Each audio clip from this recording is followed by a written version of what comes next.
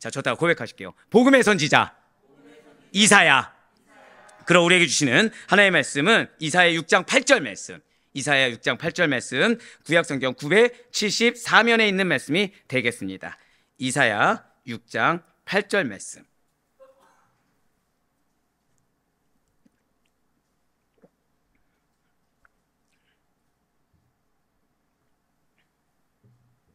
네, 이사야 6장 8절 말씀, 구약성경 974면에 있는 말씀입니다.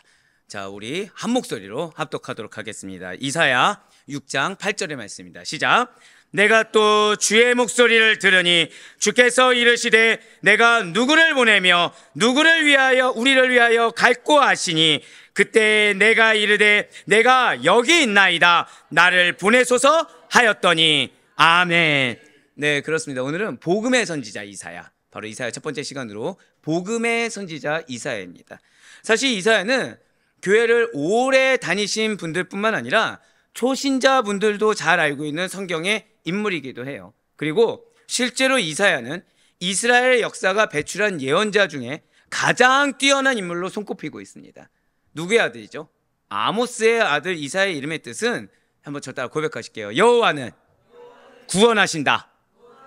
네, 그렇습니다. 여호와는 구원하신다라는 이름의 뜻을 갖고 있어요. 그렇기 때문에 진실로 이사야는 그 이름의 뜻이 합당하게 이스라엘을 구원하시기 위해 하나님의 계획에 철저하게 순종하고 그 계획에 철저하게 헌신했던 예언자였다는 거죠. 그리고 여기서 우리가 오해하지 말아야 될 것은 이 이사야 아버지 아모스는 북이스라엘 선지자 아모스와 전혀 다른 인물입니다. 예, 그 아모스가 아니에요. 다만 그가 어떤 인물인지는 정확하게 확인하기가 어렵습니다. 자, 이러한 아모스의 아들 이사야는요, 우시아가 죽던 해에 성전에서 예배를 드리다가 하나님의 이상을 보게 되었다는 것이죠. 그리고 이것은 이사야를 예언자로 부르시는 명백한 소명이었습니다. 특별히 오늘 본문에서는 이러한 소명과 관련해서 지금 이렇게 먼저 선포하고 있는 거예요. 바로 이사야 6장 8절의 말씀입니다. 이사야 6장 8절의 말씀 다시 한번 더 보도록 하겠습니다. 내가 또 주의 목소리를 들으니 주께서 이르시되 내가 누구를 보내며 누가 우리를 위하여 갈고 하시니 그때 내가 이르되 내가 여기 있나이다 나를 보내소서 하였더니 아멘. 지금 이사야는요, 자신을 부르신 소명에 대해서 자원하는 심정으로 제가 하나님이 찾으시는 그 한 사람입니다, 제가 하겠습니다라는 자발적인 순종으로 응답했어요. 자, 이 말을 하기 바로 직전에 이사야에게 어떤 일이 일어납니까? 이사야는 하나님의 현현 앞에 탄식을 합니다. 나의 어떠한 서러움, 답답함, 그리고 억울함으로 탄식한 것이 아니었어요. 탄식을 합니다. 나의 실존 때문에 탄식을 하고 스라비 단에서 취한 숯불로 입술을 지지는 상징적 행위를 통해서 죄를 사함받는 이상을 체험하게 된다는 것이죠. 바로 이사야 6장 4절부터 7절까지의 말씀입니다. 이같이 화답하는 자의 소리로 말미암아 문지방의 터가 요동하며 성전에 연기가 충만한지라. 그때 내가 말하되 화로다 나여 망하게 되었도다. 나는 입술이 부정한 사람이요 나는 입술이 부정한 백성 중에 거주하면서 만군의 여호와이신 왕을 배웠음이로다 하였더라. 그때 그 스랍 중에 하나가 부젓가락으로 제단에서 집은 바 핀 숯을 손에 가지고 내게로 날아와서 그것을 내 입술에 대며 이르되 보라, 이것이 내 입에 닿았으니 내 악이 제하여졌고 내 죄가 사하여졌느니라 하더라. 아멘. 사랑하는 성도 여러분들, 이것이 우리가 하나님의 임재를 경험했을 때 나오는 당연한 반응이에요. 무엇입니까? 때로 여러분들이 하나님의 마음을 받을 때가 있습니다. 근데 이것을 분별해야 될 때가 있어요. 무엇이냐? 여러분들 반드시 이걸 기억하셔야 됩니다.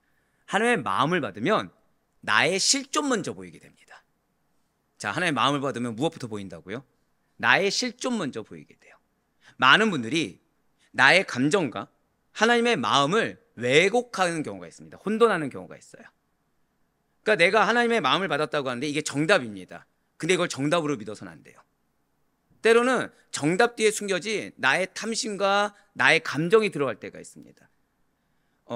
담임 목회자로서 이거에 대해서 철저하게 분별하려고 할 때가 있어요. 더불어서 모든 목회자는 이거에 대해서 분별할 수 있어야 됩니다. 이것이 내 욕심과 내 감정인지 아니면 이거 정말 하나님 주신 마음인지. 자, 그것을 어떻게 할 수 있냐? 한 번 더 고백하실까요? 먼저 나의 실존을 봅니다. 맞아요. 먼저 나의 실존을 보게 한다는 거예요. 지금 이사야는요, 하나님의 임재를 경험했습니다. 너무 감사한 일이죠. 임재를 경험한 다음에 이사야는 들뜰 수가 없었어요. 이사야는 내 입으로 무엇을 말할 수가 없었습니다. 무엇을 행할 수가 없었다는 거예요. 왜죠? 곧바로 내 실존에 대해서 인식하게 되었다는 것이죠. 곧바로 내 실존에 대해서 지금 깨닫게 된 자신의 실존이 무엇이었습니까? 자, 5절 말씀 한번 다시 한번 더 보여주세요. 5절에 붉은색으로 보시면 그때 내가 말하되 화로다. 누구예요? 누구? 화가 누구에게 있었던 거예요? 나에게 있다는 거예요. 나. 지금 이사야는요, 계속 복음을 선포하던 선지자입니다. 사명 받기 전에도 복음을, 말씀을 선포하던 선지자였어요. 근데 지금 누가 문제였던 거예요? 지금 사명을 받았는데 지금 남유다 백성들, 지금 이스라엘 사람들의 문제가 아니었던 거예요. 지금 누가 문제라고요? 화로다. 누구요? 나요. 내가 망하게 됐다는 거예요. 지금 나는 지금 저들이 문제라 생각해서 저 문제 가지고 기도하고 선포하고 살아왔는데 하나님의 임재를 경험하니까 지금 그들의 문제가 아니라 누구의 문제라고요? 저를 따라 고백하실게요. 나의 문제. 나의 문제였다는 거예요. 나의 실존이 그러면서 뭐라고 합니까? 망하게 된 자라는 거죠. 내 실존이 뭡니까? 하는 것마다 망하게 된 자예요. 내가. 또 무엇입니까? 입술이 부정한 자예요. 입술이 부정한 자. 그러니까 하는 것마다 선한 것이 안 나오는 겁니다. 자, 이사야가 무엇을 선포했다고요? 이사야 무엇 선포했다고요? 복음을 선포했다니까요. 근데 임재를 경험하니까 뭘 경험했다고요? 내가 복음을 선포한 게 아니라 뭘 경험했습니까? 내가 망하는 소리만 해댔구나. 지금 내가 하나님 앞에 벌 받을 소리만 해댔구나. 지금 이것을 이사야가 지금 스스로 고백하고 있다는 거예요. 지금 여러분들, 제가 작년에 한번 그런 말씀 드린 적이 있어요. 정답이 아니다. 기억하십니까? 감사해요. 이사야가 지금 그걸 경험한 겁니다. 여러분, 이사야가 하나님의 임재를 경험하니까 무엇을 보았다고요? 나의 실존을 받고 나의 실존이 화를 부르는 자, 망하게 된 자, 내가 맞다고 행해서 이렇게 막 강하게 선포하고 했던 것들마다 다 사실은 하나님의 영광을 가리던 행동이었다는 거죠. 왜입니까? 이사야 자신이 하나님 앞에 현현을 경험하고 나니까 여호와 앞에 내가 용납되지 못할 자라고 여겨지고 그것을 인정할 수밖에 없더라는 거예요. 하나님의 임재하심을 경험하니까 제가 그래서 아까 놀란 거예요. 우리 전도사님 앞에 그 찬양 고백이. 여러분들 그걸 하셔야 됩니다. 사역자가 앞에서 회개한다? 쉬운 게 아닙니다, 여러분. 여러분들 사역자로 해서 이제 특히 저나 우리 교육자들 기도할 때 반드시 기도하실 게 뭐냐? 외식하지 않는 자가 되달라고 기도하셔야 돼요. 중직자들 위해서 기도할 때 외식하는 자가 되지 않게 해달라고 기도하셔야 됩니다. 왜냐하면 내 마음이 어려워요. 이거 뭘로 풀려고 할까요? 내 마음이 예를 들어서 미안해요. 고백한 사람한테 해야지. 제가 우리 이영규 선생한테 마음이 어렵습니다. 그럼 제가 여기서 무슨 설교를 할까요? 리더가 어때야 된다. 사역자가 어때야 된다. 말씀으로 푸는 거예요. 이거 말씀입니까? 감정입니까? 감정이죠. 감정이에요. 감정입니다. 설교에 제가 예화를 안 넣습니다. 왜죠? 예화 넣으면 누구를 위한 예화예요? 하나님, 예수님이 아니라 나를 위한 세상 얘기거든요. 맞습니다. 중직자들을 위해서 기도할 때, 목회자들을 위해서 기도할 때 사역이라는 터울 뒤에 숨지 않게 기도하셔야 돼요. 사역이라는 터울 뒤에 복음보다 앞서거나 하나님보다 앞서지 않을 수 있어야 됩니다. 그렇지 않으면 무슨 핑계가 될 수 있을까요? 내가 마음이 어려운데 이 자리에 서서 어렵게 설교하고 있다. 자, 그런데 예를 들어서 성도님들 중에 조는 분이 계세요. 그럼 뭐가 되죠? 이제 그분 정지하기 시작하는 거예요. 왜죠? 나 지금 어렵게 섰거든요, 지금. 자, 이 자리에 쓴 거 은혜입니다. 믿으십니까? 네, 2명 이름 적어놔야지. 권사님이 아멘 나왔고 큰아들이 아멘이라 나왔다. 네. 은혜라는 걸 아는데 은혜로 받아들이지 않고 어떻게 돼요? 지금 내가 희생하는 자리, 헌신하는 자리.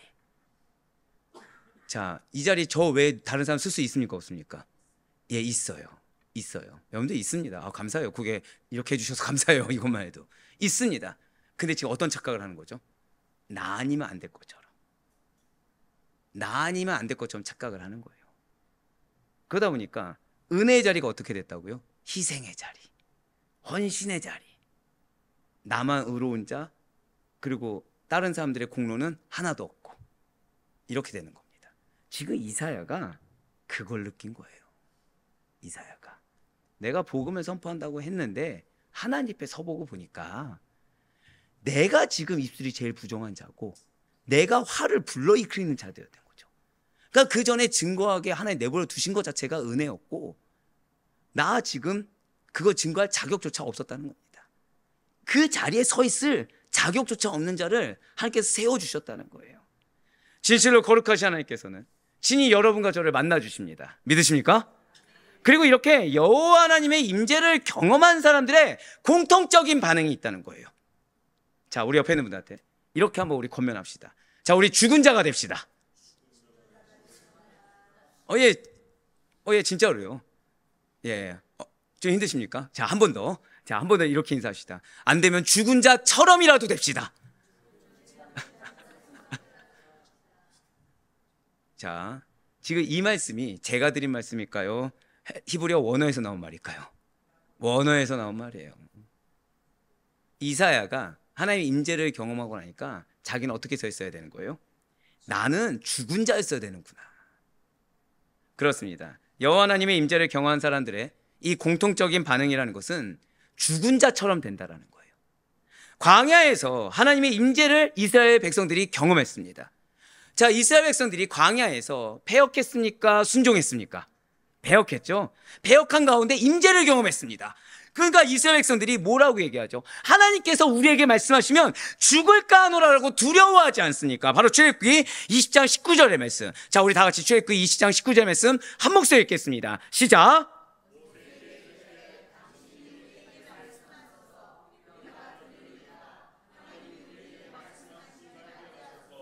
우리가 죽을까 하나이다. 자, 지금 20장이면 뭐가 선포되는 장이죠? 십계명이 선포되는 장입니다. 그러니까 이 전까지는 안 좋은 상태였죠. 근데 지금 십계명이 내려질 때는 이스라엘 백성들이 어떤 상태죠? 그래도 말씀 앞에 순종한 상태죠.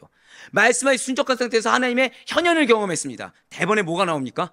설 수 없는 거, 하나님 앞에 말씀을 받을 자격이 없는 거. 그러니까 누구를 거쳐서 받길 원하죠? 거룩하게 하나님이 세우신 자를 통해서 듣길 원하는 거예요.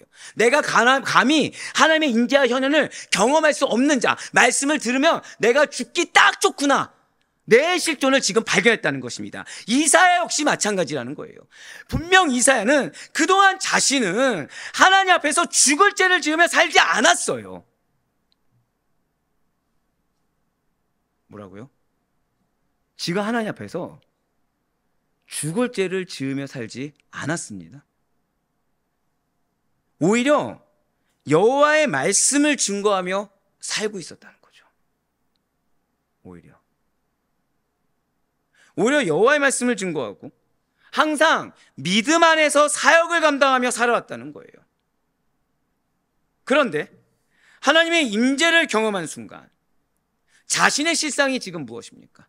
자신의 실상은 여호와의 말씀을 증거하기에 합당하지 못한 자, 감히 하나님의 임재를 경험할 수 없는 자라는 사실을 깨달았다는 거예요. 이렇게 입술이 부정하다, 내 입술이 부정합니다, 내가 망할 자입니다, 내가 화를 부르는 입술입니다 라고 외치는 이사야를 여호와 하나님께서는 외면하지 않았습니다. 여호와 하나님께서는 제단의 숯불을 이사야 입술에 가져다니는 상징적 행위를 통해서 죄를 사해 주셨다는 것이죠.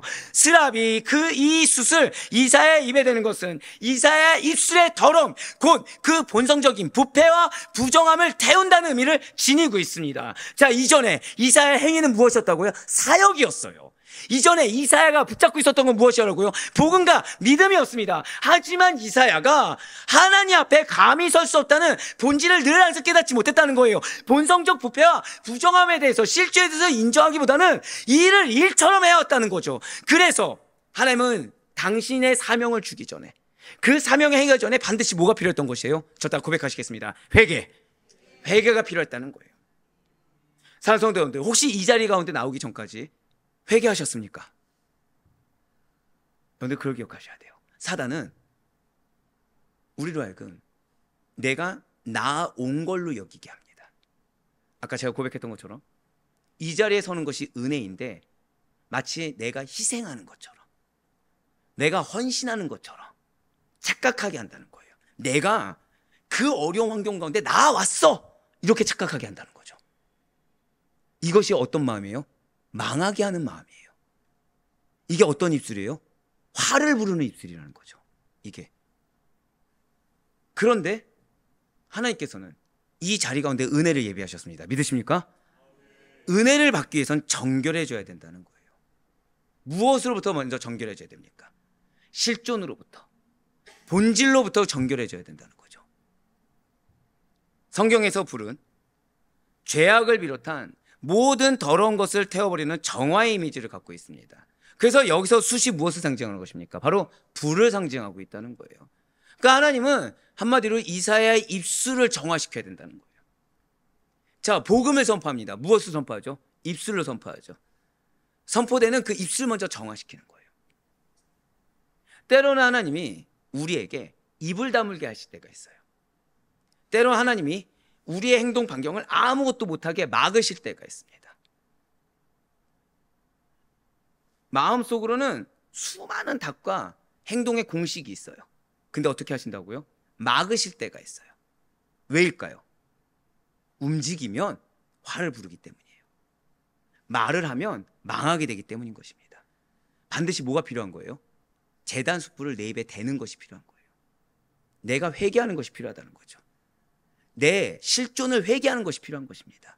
그래야 제대로 쓰임받는 거예요. 그래야 제대로 하나님 앞에 거룩한 존재로 쓰임받는 것입니다. 그래서 예수님께서도 이런 불의 정화의 기능과 관련해서 세례를 이렇게 말씀하지 않으셨습니까? 누가복음 3장 16절의 말씀입니다. 요한이 모든 사람에게 대답하여 이르되 나는 물로 너희에게 세례를 베풀거니와 나보다 능력이 많으신 이가 오시나니 나는 그의 신발끈을 풀기도 감당하지 못하겠노라. 그는 성령과 불로 너희에게 세례를 베푸실 것이요. 아멘. 그렇습니다. 지금 성령으로, 우리가 알기로 물로 세례를 베풀지 않습니까? 근데 지금 뭐로 베푸신다고요? 불. 왜이겠습니까? 정결해져야 된다는 거예요. 정화되어야 된다는 것입니다. 네, 이사야는 지금 이제 드디어 거룩해진 거예요. 이사야는 이러한 하나님의 실존 앞에, 하나님의 현현 앞에 나의 실존 느끼고 모른 척하지 않았습니다. 인정했어요. 인정하고 그것을 받아들였습니다. 어떻게 했다고요? 인정하기 싫지 않겠습니까? 하나님이 현현했어요. 근데 나에게 지금 뭐라고 한다고요? 열심히 사역해온 내 입술을 부정한 입술, 화를 부르는 입술, 망하는 입술, 인정이 됩니까? 안 됩니까? 인정이 어렵죠. 인정이 어렵죠. 근데 인정했어요. 받아들였습니다.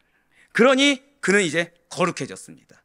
스스로의 실존을 고백하며 통회한 이사야예요. 그에게 하나님께서는 정결하도록 그 죄를 사하여 주신 것입니다. 자, 인정했다고 끝나지 않았죠. 지금 어떻게 했다고요? 나의 실존을 고백하고 통회 자복하고 이사야는 하나님 앞에 섰어요. 그것을 인정하는 데서 끝나지 아니라 그것을 고백하고 통회하며 자복했습니다. 그러자 하나님께서는 정결하도록 그 죄를 사하여 주셨다는 거죠. 자, 이렇게 거룩해진 이사야는 비로소 하나님의 부르심과 파송 계획을 자발적으로 수행하고자 했다는 거예요. 여러분들, 사명 앞에 어떻게 했다고요? 내가 다 책임지겠습니다. 나를 사용해 주세요. 사는 여러분들, 여러분들에게 하나님 사명을 주실 때가 있어요. 근데 그 사명을 주셨을 때 계산이 되잖아요. 이러면은 자세가 아직 안 된 겁니다. 자, 사명 앞에 계산을 하기 시작한다면 자세가 돼 있다 안 돼 있다? 안 돼 있는 거예요. 죄송하지만 사명은 하나님의 것으로 받아들여야 됩니다. 사명은 누구의 것이라고요? 하나님의 것으로 받아들여야 돼요. 아, 그럼 목사님 맹목적으로 하라는 얘기입니까? 대놓고 말씀드릴게요. 맹목적으로 하라고 해도 이성적인 판단하는 게 우리입니다. 맹목적으로 나가라고 해도 머릿속으로 수많은 생각을 하는 게 우리라는 거예요. 하물며 맹목적으로도 나가지 않았는데 우리가 과연 순종이란 걸 할 수 있겠습니까? 없다는 거죠. 고집을 부린다는 거예요. 그렇지만 그게 아니에요. 지금 하나님께서는 먼저 죄를 사하기를 원하세요. 먼저 그 실존 앞에서 죄를 사해야 이것이 어떻게 할 수 있냐, 어떻게 못하냐, 이걸 따지지 않고 주여 무엇만 중요해요? 하나님이 나를 택하시면 좋겠다. 하나님이 나를 선택해 주시면 감사하겠다. 이게 전부라는 겁니다. 하나님이 나를 선택해 주시면 제발 내가 그 귀한 사역을 감당할 수 있도록 나만 선택해 주시면 좋겠다라는 거예요. 이 사역을 감당할 때 나는 이것이 필요합니다, 저것이 필요합니다, 저것이 채워져야 됩니다, 이거를 하는 것이 아니라 지금 뭐라고요? 주여 나를 사용하여 주시옵소서. 끝이에요. 주여 나를 써주시옵소서. 이게 끝이라는 거예요. 이제야 진정으로 이사야의 마음에는 하나님에 대한 사랑과 이스라엘에 대한 참된 마음이 샘솟았다는 거죠. 성도 여러분들, 여러분들에겐 기업이 있습니다. 믿으십니까? 근데 우리 대다수의 기업의 공통점은 각각의 가정들이에요. 가정들이 포함되어 있어요. 근데 이 가정들이 포함되어 있는데 이 가정들 앞에서 하나님은 여러분들의 자기 부인을 통해서 여러분들의 믿음을 통해서 반드시 믿음의 계보를 이으실 것입니다. 믿으십니까? 근데 이때 여러분들 모습에 계산이 됐잖아요. 그러면 지금 여러분들 먼저 회개하셔야 된다는 거예요. 지금 자발적으로 나갈 준비가 안 돼 있는 것입니다. 내 머릿속에 우리 가족이 뭐가 부족하고 뭐가 필요하고 그 가운데 어떤 영혼이 변화돼야 되고 그럼 나 이걸 두고 기도해야 된다? 이러면은 하나님의 현현을 경험하지 못한 이사야와 동일하다는 것입니다. 하나님의 현현을 경험하면 하나님이 내 가정 가운데 내가 얼마나 희생하냐 이건 중요하지 않게 된다는 거예요.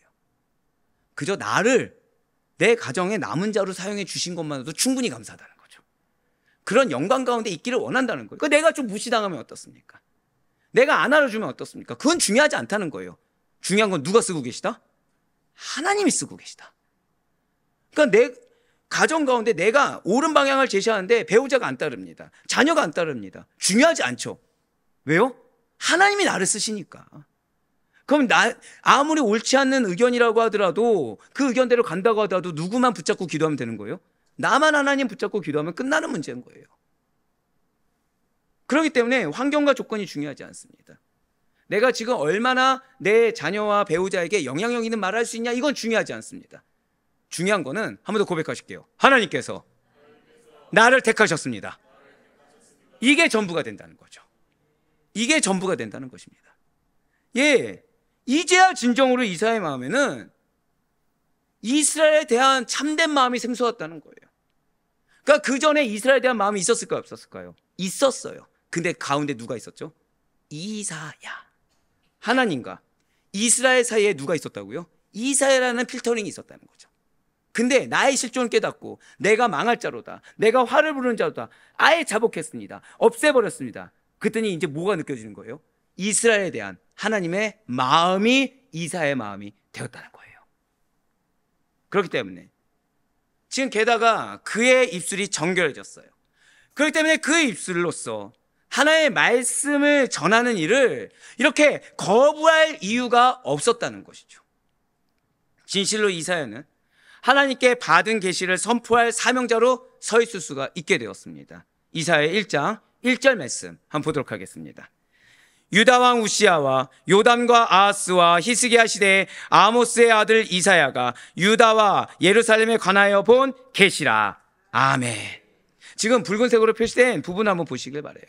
지금 이사야가 유다와 예루살렘에 관하여 본 계시라라고 나와 있습니다. 그렇습니다. 이사야가 본 유다와 예루살렘의 계시라고 선포하며 지금 이사야의 사명의 막을 열고 있다는 거예요. 진실로 이사야가 본 이상이라는 것은 이스라엘뿐만 아니라 모든 민족의 심판과 구원을 선포하시는 하나님의 계획이었습니다. 단순한 환상이 아니라 구원에 대한 분명한 계시였다는 거예요. 이렇게 이사야는 소명을 받았습니다. 이 다음에 정치 체제 속에서 유다가 지향해야 할 신앙적 좌표를 제시했어요. 그리고 새로운 공동체를 형성할 남은 자들의 구원에 대한 희망 역시 지켜나갔다는 거죠. 그렇다면 이사야를 왜 복음의 선지자라고 하는 것입니까?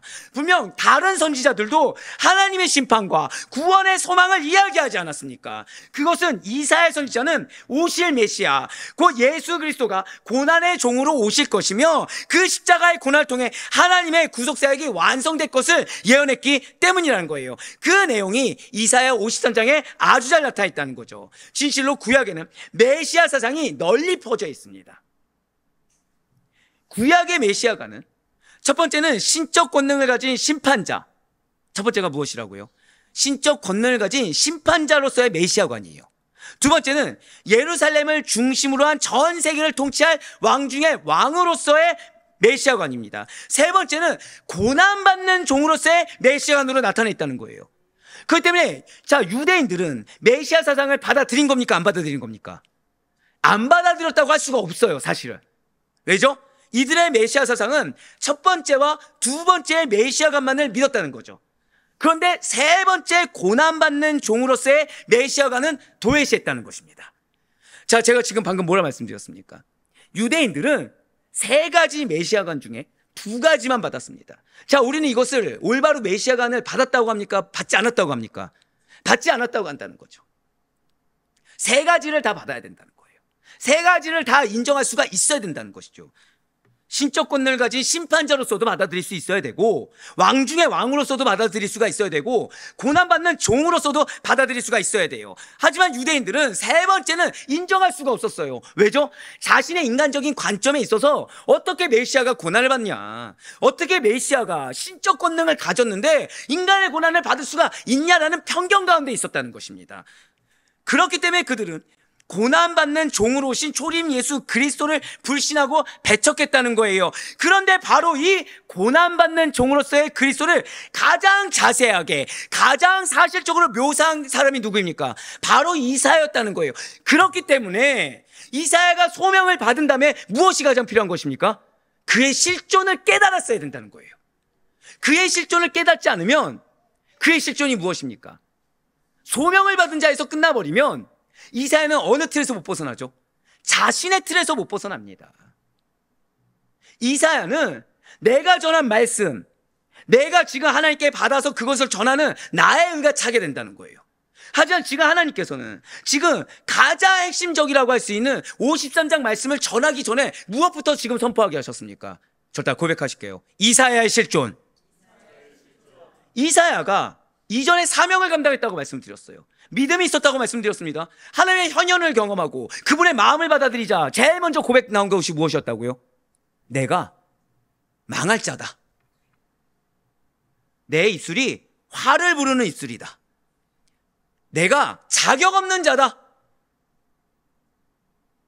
그런데 너무 감사하고도 두렵게도 날 택해 주셨어요. 뭐밖에 안 나와요? 회개밖에 안 나오는 거예요. 회개밖에 안 나오는 겁니다. 제가 그래서 아까 전도사님께 감사하다고 한 거예요. 뒤에서 뭐 있겠습니까? 바로 회개하죠.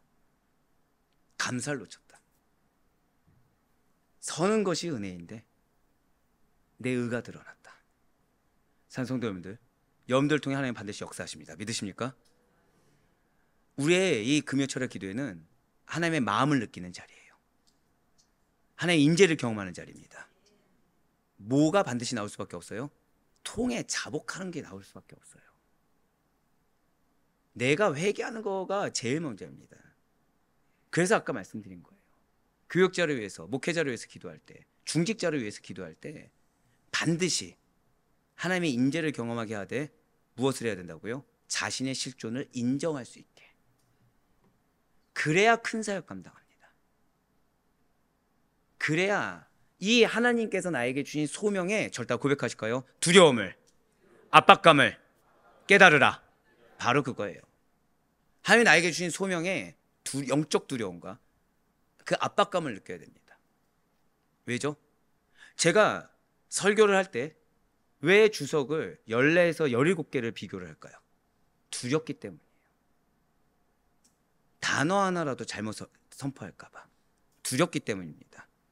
설교자는 반드시 두려움을 먼저 느껴야 돼요. 하나님 앞에 서는 거기 때문에. 예화를 왜 안 쓰죠? 하나님이 싫어하는 거 알기 때문에. 베낄 수 있을까요, 없을까요? 절대 없습니다. 절대 없어요. 왜죠? 이 자리는 내가 자격 있어서 쓴 자리가 아니거든요. 이 자리는 나 아니어도 누구라도 쓸 수 있는데 감사하게 제 차례가 돌아온 겁니다. 중직들은 어떻습니까? 그 사역은 죄송하지만 나 아니어도 누구라도 할 수 있는 사역이에요. 제가 그래서 몇 주 전에 우리 장로님들 부부를 칭찬하지 않았습니까? 왜 칭찬했죠? 뭘로 칭찬했습니까? 제가 아무것도 안 해서, 아무것도 하지 말라는 말씀에 순종해 주셔서. 쉬울까요, 어려울까요? 이게요, 여러분들 장로 정도가 되잖아요. 교회에서 아무것도 안 하는 게 징계입니다. 죄송하지만 가만히 못 있어요. 여러분들 교회 오면은, 자, 솔직하게 나 뭐 해야 될까 고민해 본 적이 있다. 네, 순적하신 걸로. 네. 중직 정도 되면은 곳곳이 보이거든요. 왠지 인사라도 해야 될 것 같고, 청소라도 해야 될 것 같고, 이 자리에 물이라도 놔야 될 것 같고, 뭔가를 해야 될 것 같거든요. 근데 뭐 했어요? 제일 먼저 아무것도 하지 않고 뭐 했죠? 예배만. 뭐만 하라고 말씀드렸습니까? 우리 권사님들은 기도만. 그래서 칭찬한 거예요. 그 불가능한 일이라서. 근데 사실 그거를 누가 원하시죠? 하나님이 원하시는 겁니다. 여러분들 그걸 기억하셔야 됩니다. 쓰임 받기 전에 하나님이 공통적으로 하게 하는 단계가 있습니다. 저따 고백하실까요? 나의 실존을 발견하게 하신다. 바로 그거예요. 거꾸로 얘기하면 나의 실존이 발견되기 전에 쓰임 받을 수 없습니다. 나의 실존이 발견된 다음에서야 오롯이 쓰임 받을 수가 있는 거예요. 발견한 다음에 뭐부터 나왔습니까? 이사야가 나의 실존 발견된 뭐 나왔죠 지금? 회개. 그런데 중요한 거는 이사야가 이렇게 회개했을 때 자신이 복음을 선포한다, 하나님의 역사를 예언한다 정도까지 알았지, 실상 고난받는 종으로서의 예수 그리스도를 가장 자세하고도 가장 사실적으로 묘사한 데 쓰임받을 줄 누가 알았겠습니까? 여러분들 그걸 기억하셔야 돼요. 저 말고 우리 오 목사님, 우리 이영규 전사님, 우리 김영주 전사님 어떻게 쓰임받을지 아무도 모릅니다. 나의 기도가 이분들을 어떻게 크게 쓰실지, 쓰는데 도움받을지 아무도 모릅니다. 이 중에는 분명히 누군가는 한국 교회에 이 신앙의 기둥이 될 만한, 목회의 기둥이 될 만한 자가 있을 줄 믿습니다. 그 마음으로 기도하고 격려해주고, 그 마음으로 제가 항상 드린 말씀이 있죠. 목회자에게 일을 시키지 마라. 목회자는 뭐 해야 돼요? 뼈를 깎는 심정으로 기도하고, 뼈를 깎는 심정으로 목양하며, 뼈를 깎는 심정으로 설교하고 양육해야 됩니다. 자, 어떤 심정으로요? 뼈를 깎는 심정으로. 바로 그거예요. 그렇게 됐을 때 하나님께 어떻게 크게 쓰임받을지 알 수가 없다는 거예요.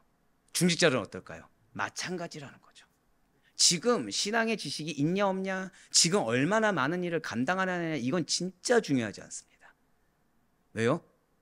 지금 이 순간은 우리는 소명은 받았습니다. 다들 한 번 더 고백해 보실게요. 나에게 기업이 있습니다. 예, 약속은 받았죠. 나에게 기업이 있다는 약속은 받았어요. 근데 지금 우리는 무슨 단계가 필요해요? 그 전에, 너무 이제 그죠, 회개가 필요한데 그 전에 하나님의 현현, 임재하심을 경험하셔야 돼요. 주님의 마음을 느끼셔야 됩니다. 그 임재하심을 경험한 다음에 나의 실존을 보셔야 돼요. 나의 실존. 내 말이 나와서는 안 됩니다. 두려워할 수 있어야 돼요.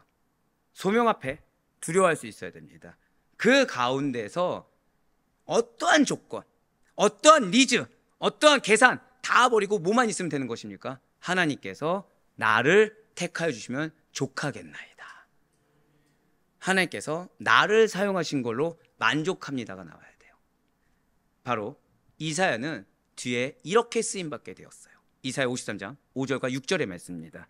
그가 찔림은 우리의 허물 때문이요 그가 상함은 우리의 죄악 때문이라. 그가 징계를 받음으로 우리는 평안을 누리고 그가 채찍에 맞음으로 우리는 나음을 받았도다. 우리는 다 양 같아서 그릇 행하여 각기 제 길로 갔거늘 여호와께서는 우리 모두의 죄악을 그에게 담당시키셨도다. 아멘.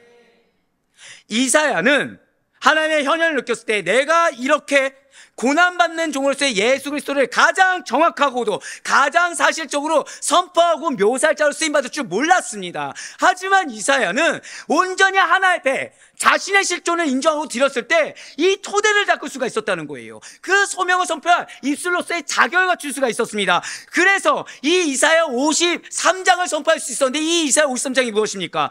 고난받는 종으로서의 예수 그리스도를 묘사한 예언의 백미라는 거예요.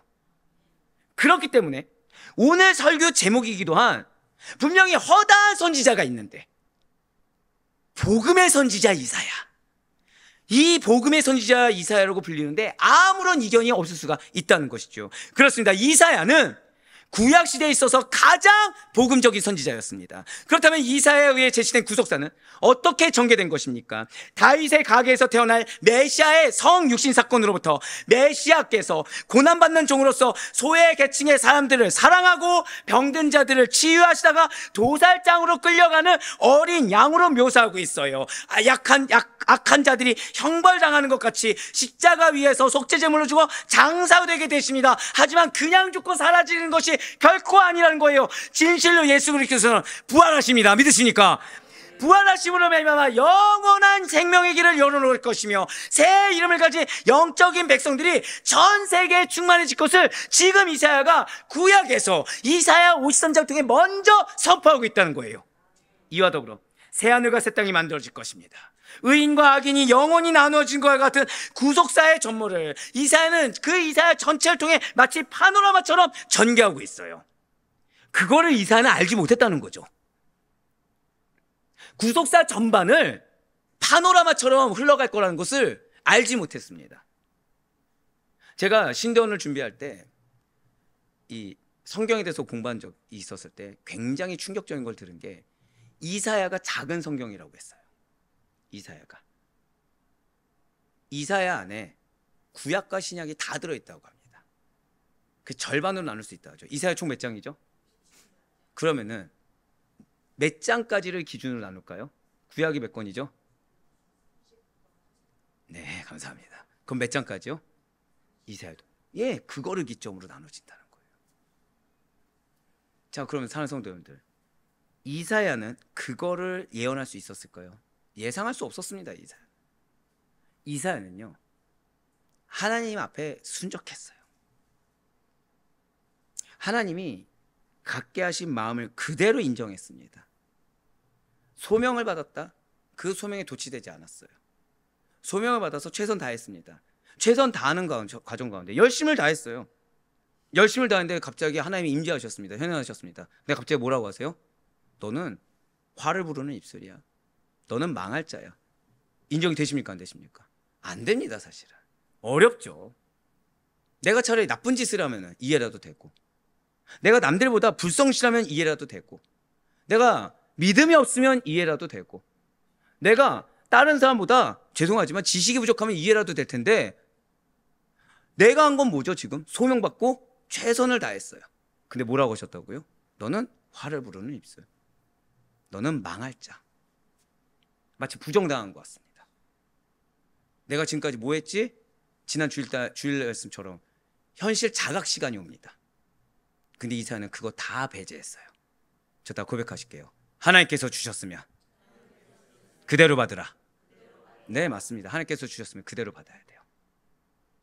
그렇지 않으면 안 됩니다. 하나님께서 그 마음을 주셨으면 그 마음을 그대로 회개함으로 나가야 돼요. 그 존재가 나의 실존이라고 하면 나의 실존을 그대로 고백해야 됩니다. 이것을 감추고자 모른 척하고 또 다른 사역의 길, 소명의 길로 나가게 되면 실수하게 됩니다. 근데 하나님이 그 마음을 왜 느끼게 하실까요? 너는 그럴 자니까 사역을 포기하라고? 소명을 포기하라고? 아니요. 빨리 인정하고 한 번 더 고백하실까요? 제대로 쓰임받으라. 네, 제대로 쓰임받으라는 거예요. 바로 그렇습니다. 이사야는 그래서 제대로 쓰임받을 수가 있었고 놀라운 일을 행할 수가 있었어요. 이러한 위대한 선포를 한 이사야는 남유다 10대 왕인 우시아와 11대 왕 요담의 공동 통치 말미에서부터 12대 왕인 아하스, 13대 왕 히스기야의 통치 기간에 이르기까지 활동했습니다.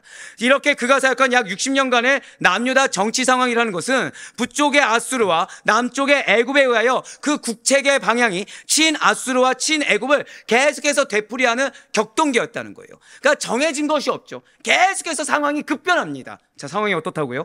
급변해요.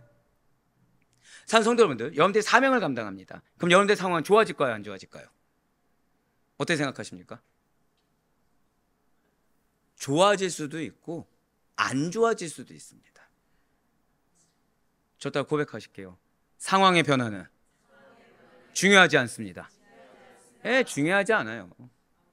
상황의 변화는 중요하지 않아요. 중요한 건 내가 내 믿음을 지금 잘 지키고 있느냐, 내가 하나님 앞에 서 있느냐, 이것이 가장 중요한 거지 상황의 변화는 중요하지 않습니다. 그 상황의 변화에 일일이 반응을 하면 우리는 쓰임을 못 받습니다. 죄송하지만 이사야가 유다 왕 우시아 왕 때 유다 왕 우시아 왕 때 소명되어서 요담, 아하스, 히스기야 등 4대 왕이 집권하는 기간 동안 선지자로 활동한 그 당시의 국책이 자꾸 변했다는 거예요. 예를 들어서 요담 왕은 반아수르 정책을 표명합니다. 아하스 왕은 친아수르 정책을 표방했어요. 히스기야는 반아수르 정책과 친애굽 정책을 동시에 시행했습니다. 계속해서 바뀌는 거죠.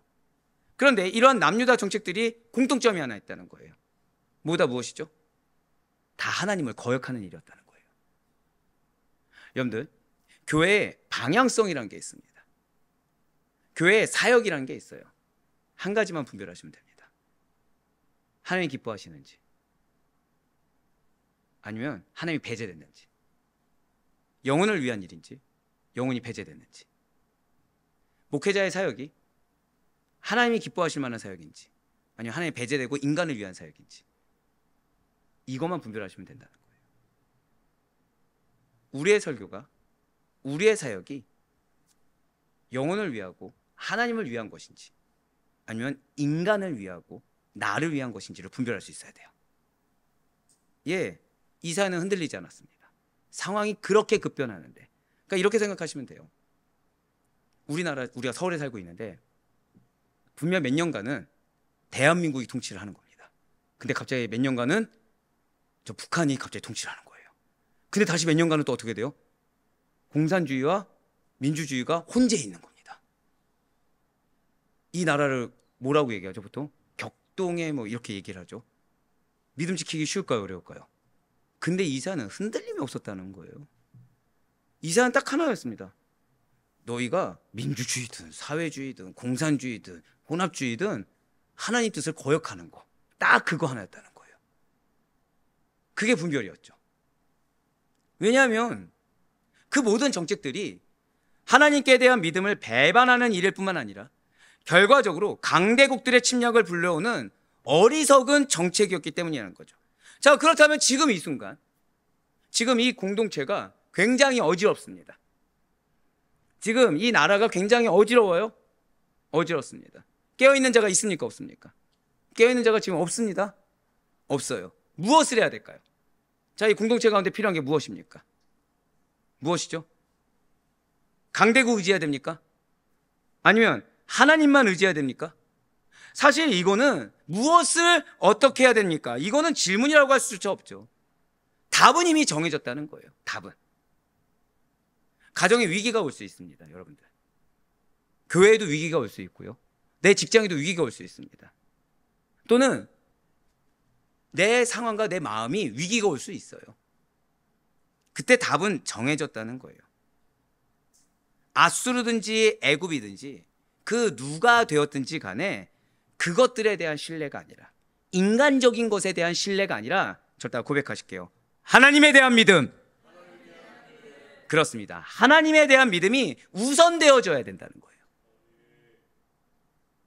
이사야가 하나님에 대한 믿음이 우선되어졌기 때문에 내 사역을 부정당했다, 이게 중요하지 않았어요. 내 입술이 부정당했다, 이거 중요하지 않았다는 거죠. 예, 맞습니다. 몇 년을 희생하면 뭐가 중요합니까? 지금 하나님이 아니라고 하면 그냥 아니라고 인정하면 되는 거예요. 내가 몇십 년을 헌신하면 뭐가 중요합니까? 지금 이 순간 하나님 그거 아니야 라고 하면은 그거 인정하는 게 몇십 년 이상의 축복을 받기는 비결이라는 거죠.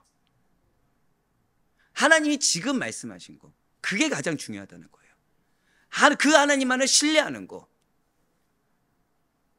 입술로 먹고 사는 자에게 입술이 부정하다고 했을 때 아멘하고 회개하는 거. 너가 아무리 희생하고 네 육신이 썩어 없어질 것처럼 괴롭다고 하더라도 너 입술은 그저 화를 부르는 입술이고 너는 망하게 될 자야 라고 하면 그게 나에게 축복이 된다는 거. 자, 왜일까요? 왜죠? 아까 이스라엘 백성들이 출애굽했을 때 정신 차리고 보니까 말씀이 딱 선포됐을 때 뭘 느꼈습니까? 자신들이 하나님의 현현을 받아들일 수 있습니까? 없습니까? 없다는 거 느꼈죠. 하나님의 말씀을 받을 자격이 있습니까? 없습니까? 없죠. 자, 지금 이사야는 말씀을 받았습니까? 안 받았습니까? 어떤 말씀인지 중요하지 않고 말씀을 하셨다가 중요했다는 거예요. 내가 어떤 상태인지 알려주셨다가 중요했다는 거예요. 그것이 내 마음 가운데 어려움을 주든 괴로움을 주든 이게 중요한 것이 아니라 하나님이 말씀을 주셨다는 것은 지금 솔루션이 누구에게 있어요? 하나님께 있다는 거죠. 그럼 나는 뭐만 하면 됩니까? 그 솔루션에 아멘하면 되는 거예요. 인정하면 되는 거예요. 그러면은 지금 이사야는 바뀐 게 있습니까? 없습니까? 바뀐 게 없어요. 이사한 거 뭐 있죠? 주여 내가 죄인입니다. 나를 사용하여 주십시오. 이 말 한마디가 끝입니다. 근데 갑자기 사역의 지경이 달라졌다는 거예요. 뒤에 나오겠지만 어지간한 뚝심이 아니고 솔직히 말씀드리면 어지간한 고집이 아니면 지금 이 시대 때 복음을 선포한다는 거 불가능합니다. 즉 이사야는 뭐가 있어요? 뚝심이 있었다는 얘기예요. 고집이 있었다는 얘기입니다. 근데 지금 이사야는 이걸 꺾었습니까? 안 꺾었습니까? 꺾었어요.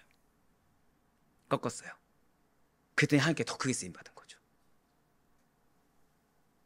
바로 이사야 31장 1절의 말씀입니다. 도움을 구하러 애굽으로 내려가는 자들은 화 있을진저 그들은 말을 의지하며 병거의 많음과 마병의 심히 강함을 의지하고 이스라엘의 거룩하신 이를 앙모하지 아니하며 여호와를 구하지 아니하나니 아멘. 그냥 이게 전부인 거예요. 하나님을 구했냐 안 구했냐. 이사야의 판단은 딱 이겁니다. 산성도님들 제가 그런 얘기를 들은 적이 있어요. 우리 성도님들 신방하다가 근데 목사님 너무 매몰찬 것 같습니다. 제가 몰라서 목사님께 신방한 게 아닌데 목사님 지금 너무 정답을 얘기하십니다. 왜냐하면 마음의 어려움을 얘기하시는데 제가 그분한테 아니요 이게 틀렸어요.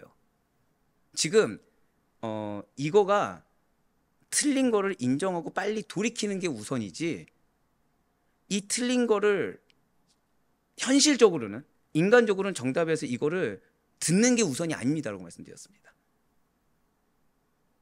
그분의 입장에서는 우리 교회 아니에요. 미리 말씀드리지만 그분의 입장에서 마음이 어려워집니다. 그렇죠? 왜죠? 신방은 뭐죠? 위로받기 위해서 받는 거잖아요. 근데 저는 신방을 그렇게 생각하지 않습니다. 신방은 하나님을 만나셔야 돼요. 신방 가운데 하나님으로 인한 위로를 받으셔야 돼요. 인간의 언어로 인한 위로가 아니고 하나님 무엇을 원하시는지 무엇을 바라시는지 그걸 느껴야 됩니다. 예, 그래서 제 신방이 긴 거예요. 왜? 한 번만 한다고 듣습니까? 안 듣습니까? 인간은 고집이 세서 안 들어요. 말씀을 드려야 되고 풀어서도 드려야 되고 기도도 같이 해야 되고. 그럼 제 판단의 기준은 무엇이죠? 이거예요. 이거. 하나님 우선인지 사람 우선인지 하나님의 말씀 우선인지 나 우선인지 이게 판단 근거라는 거죠. 이사야는 그걸 놓치지 않았다는 거예요. 이사야는 지금 이 나라가 취하는 정책이 뭐냐가 중요하지 않습니다. 딱 하나예요. 하나님을 구하고 있냐 아니면 사람을 구하고 있냐 하나님의 뜻에 순종하고 있냐 강대국의 힘을 따르고 있냐. 이스라엘과 활동하는 기간 동안 남유다는 이스라엘과 다메섹, 블레셋 그리고 아수르의 침략을 받았습니다. 강대국의 침략 속에서 남유다는 여호와 하나님 중심 신앙에서 벗어나는 죄악 속에 있었다는 거예요. 그러니까 여러 가지 강대국이 침략을 했지만 공통점은 무엇이죠? 신앙에서 벗어나고 있더라는 것입니다. 이처럼 이사야는 격동의 시기에 하나님의 소명을 받고 고통스러운 사역을 담대하게 수행하던 선지자였어요. 그리고 이사야는 다른 예언자들이 그렇듯이 고난의 시대에 나타나서 활동했습니다. 강대국들의 세력 확장이 약소국들의 운명을 결정지을 때 이사야는 어느 강대국에 서 있느냐 이것이 중요하지 않았어요. 내가 누구에게 가서 이야기하는 것이 가장 현명하냐 이것이 중요하지 않았습니다. 오직 단 하나, 이스라엘 정통의 신앙에 서서 하나님의 이상에 의하여 남유다가 지향해야 될 바를 제시해 주었다는 거죠. 그렇습니다. 국가가 위험에 빠졌을 때, 가정이 위험에 빠졌을 때 무력과 가정의 어떤 경제력과 하나님 중 어디에 의존할 것인가라는 선택의 기로에서 이사야는 하나님의 의존하기를 강권했다는 거예요. 하나님의 도우심을 구한다고 하면서 무력을 의지하거나 하나님의 도우심만을 의지한다고 하면서 경제력을 의지하는 것이 아니라 온전히 하나님께서 말씀하신 그대로. 왜 그렇게 선포할 수 있었죠? 자신이 그렇게 했기 때문인 것입니다. 여러분들에게는 반드시 기억이 있습니다. 믿으십니까? 여러분들을 남은 자로 영적 대표로 세우셨습니다. 믿으십니까? 그래서 하나님께서 여러분들에게 자기 부인하는 기회를 계속 주시는 거예요. 여러분들의 사역이 어떻든지 간에, 내 마음이 어떻든지 간에 계속해서 훈련시키는 것은 다른 것이 아니라는 거죠. 여러분들의 연약함을 계속 건드리십니다. 누군가는 사람으로 인해 연약하면 사람으로 건드리고, 물질로 연약하면 물질로 건드리고, 건강으로 연약하면 건강으로 건드리세요. 왜죠? 이것만 넘어서면 되니까. 이거 앞에 주님 앞에 순복하라는 거예요. 이 말을 많은 분들이 의심을 해서 오해를 하죠. 아, 저는 이거를 주님 앞에 순종합니다 라고 하면서 이 사랑관계 주님께서 해결하실 줄 믿습니다. 이렇게 나오는 거예요. 아멘이. 이 물질의 관계 주님께서 해결하실 줄 믿습니다. 건강 주님께서 해결하실 줄 믿습니다. 자, 이거 주님을 믿는 겁니까? 내가 원하는 해답을 믿는 겁니까? 내가 원하는 해답을 믿는 거예요. 하나님은 그걸 깨길 원하시는데, 나의 실존은 하나님 앞에 설 수 없는 존재. 그 지금 숨쉬고 말씀을 들을 수 있는 것이 은혜. 그 가운데 하나님의 소명의 자리가 나는 답답하고 내 뜻과 다른 것 같고, 이게 중요한 게 아니라 설 수 있는 것이 은혜. 그래서 나를 제발 이 자리에서 사용해달라고 고백할 수 있는 그 단계로 가야, 여기서 이걸로 끝나는 것이 아니라 이렇게 뻗어나가는 건데, 그러기 위해서 뭐가 필요한 것입니까? 나의 실존에 대한 고백이 필요하다는 거예요. 그래서 이사야는 이것이 고난의 시대냐, 이것이 지금 어떤 정책이냐, 사람들이 어떤 상태냐, 이게 중요한 것이 아니라 오직 단 하나만 강권하면 되는 거죠. 여호와 중심 신앙으로 하나님께만 의존해. 하나님의 말씀에 순종해. 너희가 원하는 허상의 하나님 만들지 말고, 너희가 원하는 허상의 하나님의 말씀을 만들어내지도 말고, 하나님 말씀하신 그대로 포로 간다, 포로로 가서 회개해. 너희 고난당한다, 고난당하면서 회개해. 그 가운데 하나님 만나서 그 가운데 위로를 받아. 그걸 강권하고 있다는 거예요. 진실로 이사야는 역사의 주권이 하나님께 속한 것이다. 저 따라 고백하실게요. 나의 삶의 주권이 하나님께 속한 것입니다. 그거를 확신하고 있었어요. 아수르의 막강한 힘도, 대적자들의 막강한 무력들도 하나님의 손에 들린 지팡이에 불과한 것이기 때문에, 그러니까 여러분들을 위협하고 있고 마음을 어렵게 하는 것들이 무엇이라고요? 한 번 더 고백하실게요. 하나님의 손에 들린 지팡이, 그거에 불과하다는 거예요. 예, 내가 생각한 시간과 계획과는 좀 더 다르게 딜레이 될 수 있죠. 그럼 우리 마음이 어떻죠? 조바심이 드는 겁니다. 근데 하나님은 그 시간을 왜 주셨어요? 기도하라고. 그렇기 때문에 그 시간은 나에게 무슨 시간입니까? 자, 여러분들에게 죄송해요. 그냥 이거는 우스개로 들어주세요. 로또 번호가 딱 있는 겁니다. 그냥 하나님 약속해 주셨어요. 반드시 응답되리라. 네. 그러면은 토요일이 기다려집니까? 안 기다려집니까? 감사해요. 순적한 고백. 저희 참고로 로또를 사면 안 됩니다. 복권 사면 안 돼요. 사행성을 좋아하지 않습니다. 기다리게 되겠죠. 왜죠? 응답이 확실하니까. 응답이 확실하니까. 우리가 나의 주권이 하나님께 속한 것이 있다라고 했을 때, 내 상황의 해결이 딜레이가 된다고 해도 조급해하지 않을 수가 있다는 거예요. 제일 중요한 건 뭐죠? 내 마음이 하나님 중심이냐 아니냐. 저는 하나님 믿는데요 라고 하면서 내가 원하는 결과물을 주장하고 있다? 그럼 우리는 뭘 고백해야 됩니까? 주여 내 입술이 화를 부르는 입술입니다. 내 마음판이 날 망하게 하는 마음판입니다. 오늘 그래서 전도사님이 찬양 아까 고백하면서 얘기했죠. 감사. 그러니까 이 마음이 진짜 하나님 주신 마음인지 아는 건 딱 하나죠. 내 마음이 감사의 찬양이 흘러넘치는가? 아니면 내 마음이 여전히 어려워져 있는가? 어려워져 있으면 내 마음 상태는 어떤 상태라고요? 자, 우리 그냥 한번 선포하시겠습니다. 내 마음이 나를 망하게 합니다. 예, 그냥 그거 고백하면 되는 거예요. 아까 뒤에서 제가 고백한 게 그거예요. 정확히 말씀드릴까요? 주님, 내 마음판이 우리 성도님들을 망하게 하는 마음판입니다. 주여, 내 상태가 화를 부르는 상태입니다. 고마워요. 네, 진짜 고마워요. 네. 여러분들 지금 보세요. 우리 형규 전사님이 한 게 뭐가 있죠? 이게 지금 비하하는 게 아닙니다. 형규 전사님이 한 거는 찬양하다가 지금 순적하게 하나님을 만났어요. 고백이 무엇이었습니까? 자신의 실존, 감사가 없는 실존. 근데 누군가가 변화됐어요. 누군가의 마음에 감동을 줬어요. 그 누군가 하필이면 누구예요? 오늘 설교할, 오늘 기도 인도할 담임 목회자. 자, 그럼 오늘 저는 불 사르겠습니까? 안 사르겠습니까? 아까 제가 들어오면서 저 오늘 불 사를 겁니다 했을 때는 죄송해요. 약간 악에 받쳐서 했습니다. 약간 그러니까 왜 영적 공격이 심하니까 뭐가 있어요? 내가 한번 다 무찔러 봐야지. 막 악에 받쳐서. 근데 뒤에서 딱 여러분들 보는데 여러분들 힘이 있습니까? 없습니까? 다들 맥이 풀려 있는 거죠. 다들. 마음이 어떻습니까? 내가 어렵게 나왔는데, 내 힘들게 나왔는데, 오늘 나 또 고생하겠네. 나 또 희생하겠네.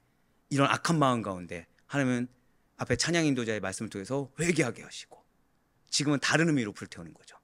지금 어떻게 불태우는 거예요? 나 죽어도 좋사오니 지난주보다 더 큰 은혜를 부어 주시옵소서.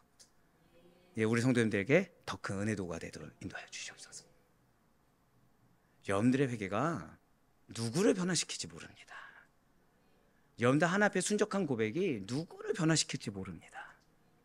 만약에 오늘 안 했으면 여러분들 은혜 받을 수 있을까 없을까요? 100% 장담하는데 제 기도가 뜨거우면 뜨거울수록 여러분들이 힘들어졌을 겁니다. 왜죠? 여러분들을 포옹하고 품고 은혜를 주는 하나님의 통로가 아니라 악만 남았으니까 그렇게 들어가는 거죠. 근데 지금 뭐가 있어요? 아이고 주여, 제가 망하나요? 제가 망하게 하는 마음이고 제가 망하게 하는 입술이고 제가 화를 부르고 있었네요. 고백. 저 다 고백하실게요. 회개합니다. 그렇습니다. 회개하는 나를 통해 역사합니다. 하나님이 우리로 하여금 우리의 마음의 어려움을, 이 상황의 어려움을 허락하시게 할 때가 있어요. 근데 하나님은 우리 보고 어렵게 하라고 주신 것이 아닙니다. 그 어려운 상황도 하나님의 손에 들린 지팡이에 불과해. 그 하나님 앞에 너가 할 것은 순적하게 서 있으면 돼 라고 이야기하시는 거예요. 이사야가 그것을 믿었습니다. 그렇기 때문에 이사야 눈에 보이는 이 구군이라는 것은 지금 아수르 편이냐 애굽 편이냐 그것이 중요하지 않았다는 거예요. 중요한 거는 구군은 누구에게 속해 있습니까? 나라의 운명 누구에게 속해 있죠? 하나님께 속해 있습니다. 예, 맞습니다. 당시 정치적인 상황은 분명 최악의 상황이었어요. 하지만 공통적인 것은 여러분들의 상황은 죄송하지만 좀 마음 좀 잡아보려고 하면 공격이 밀어닥칩니다. 마음 좀 잡고 뭔가 해보려고 하면 공격이 밀어닥쳐요. 근데 공통적인 상황이 바로 이거라는 거예요. 제가 이 부분 쓰고서 얼마나 울었는지 몰라요. 참고 지금 겨우 참고 있습니다. 공통적인 것은 저 다 고백하실게요. 늘 신앙적 결단을 촉구하고 계십니다. 바로 그거예요. 우리의 상황은 늘 최악이에요.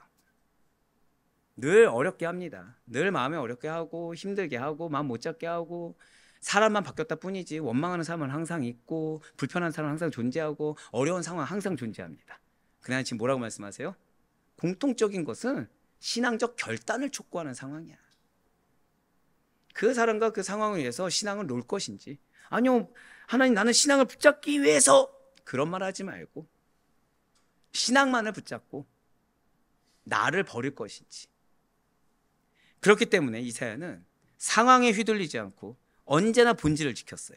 그래서 그의 메시지의 핵심은 다른 데 둔 것이 아니라 하나님에 대한 전적인 신뢰에 바탕을 뒀다는 것이죠.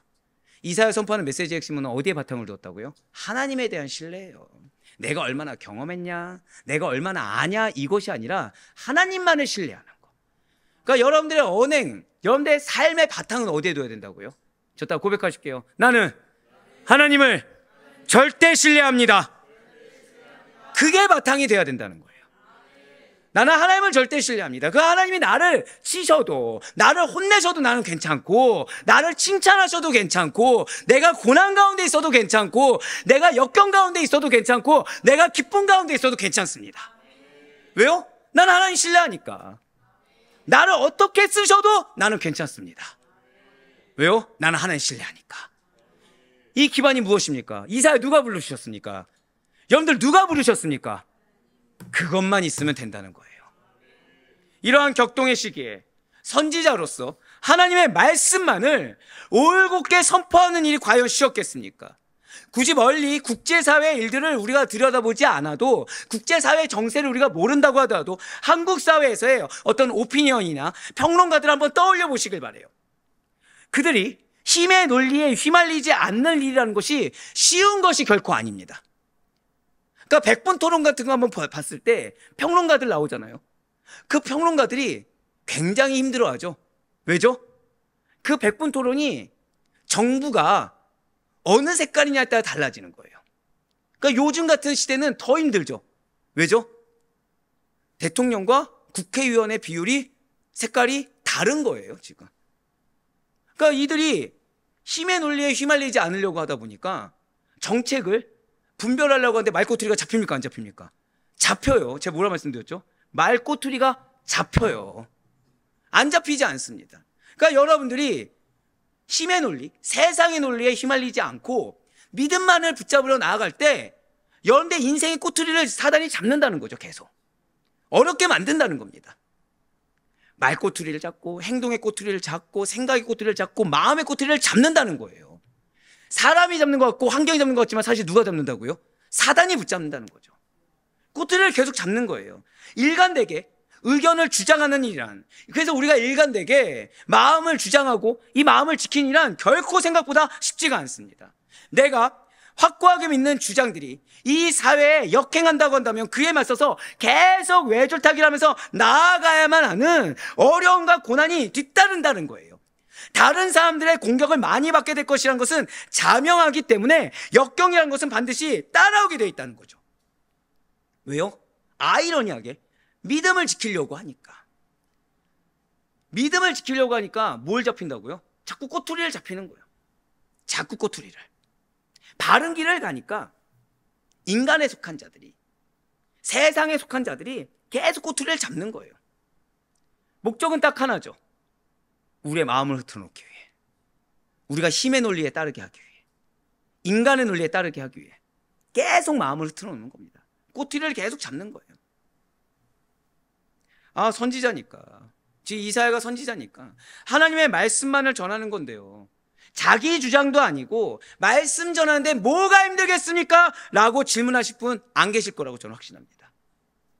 우리는 성경에 선지자들만 있는 것이 아니라 수많은 거짓 선지자들도 등장했다는 사실을 이미 잘 알고 있어요. 그 가운데 이사야는 다른 거짓 선지자들과 달리 어떠한 사람들의 시선이나 현실적인 실리, 위정자들의 권세에 좌우되지 않고 언제나 하나님의 뜻만을 담대하게 선포했다는 거예요. 여러분들, 이게 굉장히 외롭습니다. 이 길이 진짜 외로운 길이에요. 어쩐 저는 우리 교육자들에게 못된 담임 목회자일 수 있습니다. 왜죠? 이 길 걸으라는 거예요. 자기 부인하고 이사처럼 회개하고 자기 다 버리고 이 길 걸으라는 거예요. 나의 영역 1%도 남기지 말고.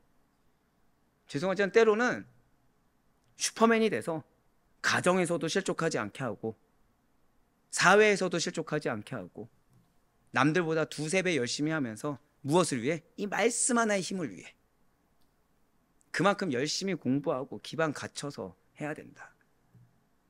그러니까 농담 삼아서 반 진단 넘어서 맨날 뭐 얘기하죠? 어떻게 장학? 네, 어떻게 1등으로 통과? 미리 말씀드리지만 강도하고시 이제 봐야 되거든요. 네. 참고로 강도하고시는 어렵습니다. 통과만 해도 은혜예요. 근데 저는 뭐라고요? 네. 저 아멘 안 했어요. 자, 이게 뭐예요 지금? 회피. 제가 책임져야 되는데 지금 누구 뒤에 숨은 겁니까? 아멘 한 분 뒤에 슬쩍 숨어서. 네. 이사야가 그렇게 하지 않았다는 거예요. 이사야가 누구 뒤에 숨는 것도 아니고, 누가 알아주지 않아도 힘의 논리 따르지 않고 하나님의 말씀 가운데 스스로는 계속해서 뭘 해요? 내가 망할 자입니다. 내가 화를 부르는 자입니다. 그러면서 사역을 계속해서 하나님의 마음에 합하게 신앙을 지켜가면서 말씀만을 일관되게 전파했다는 거죠.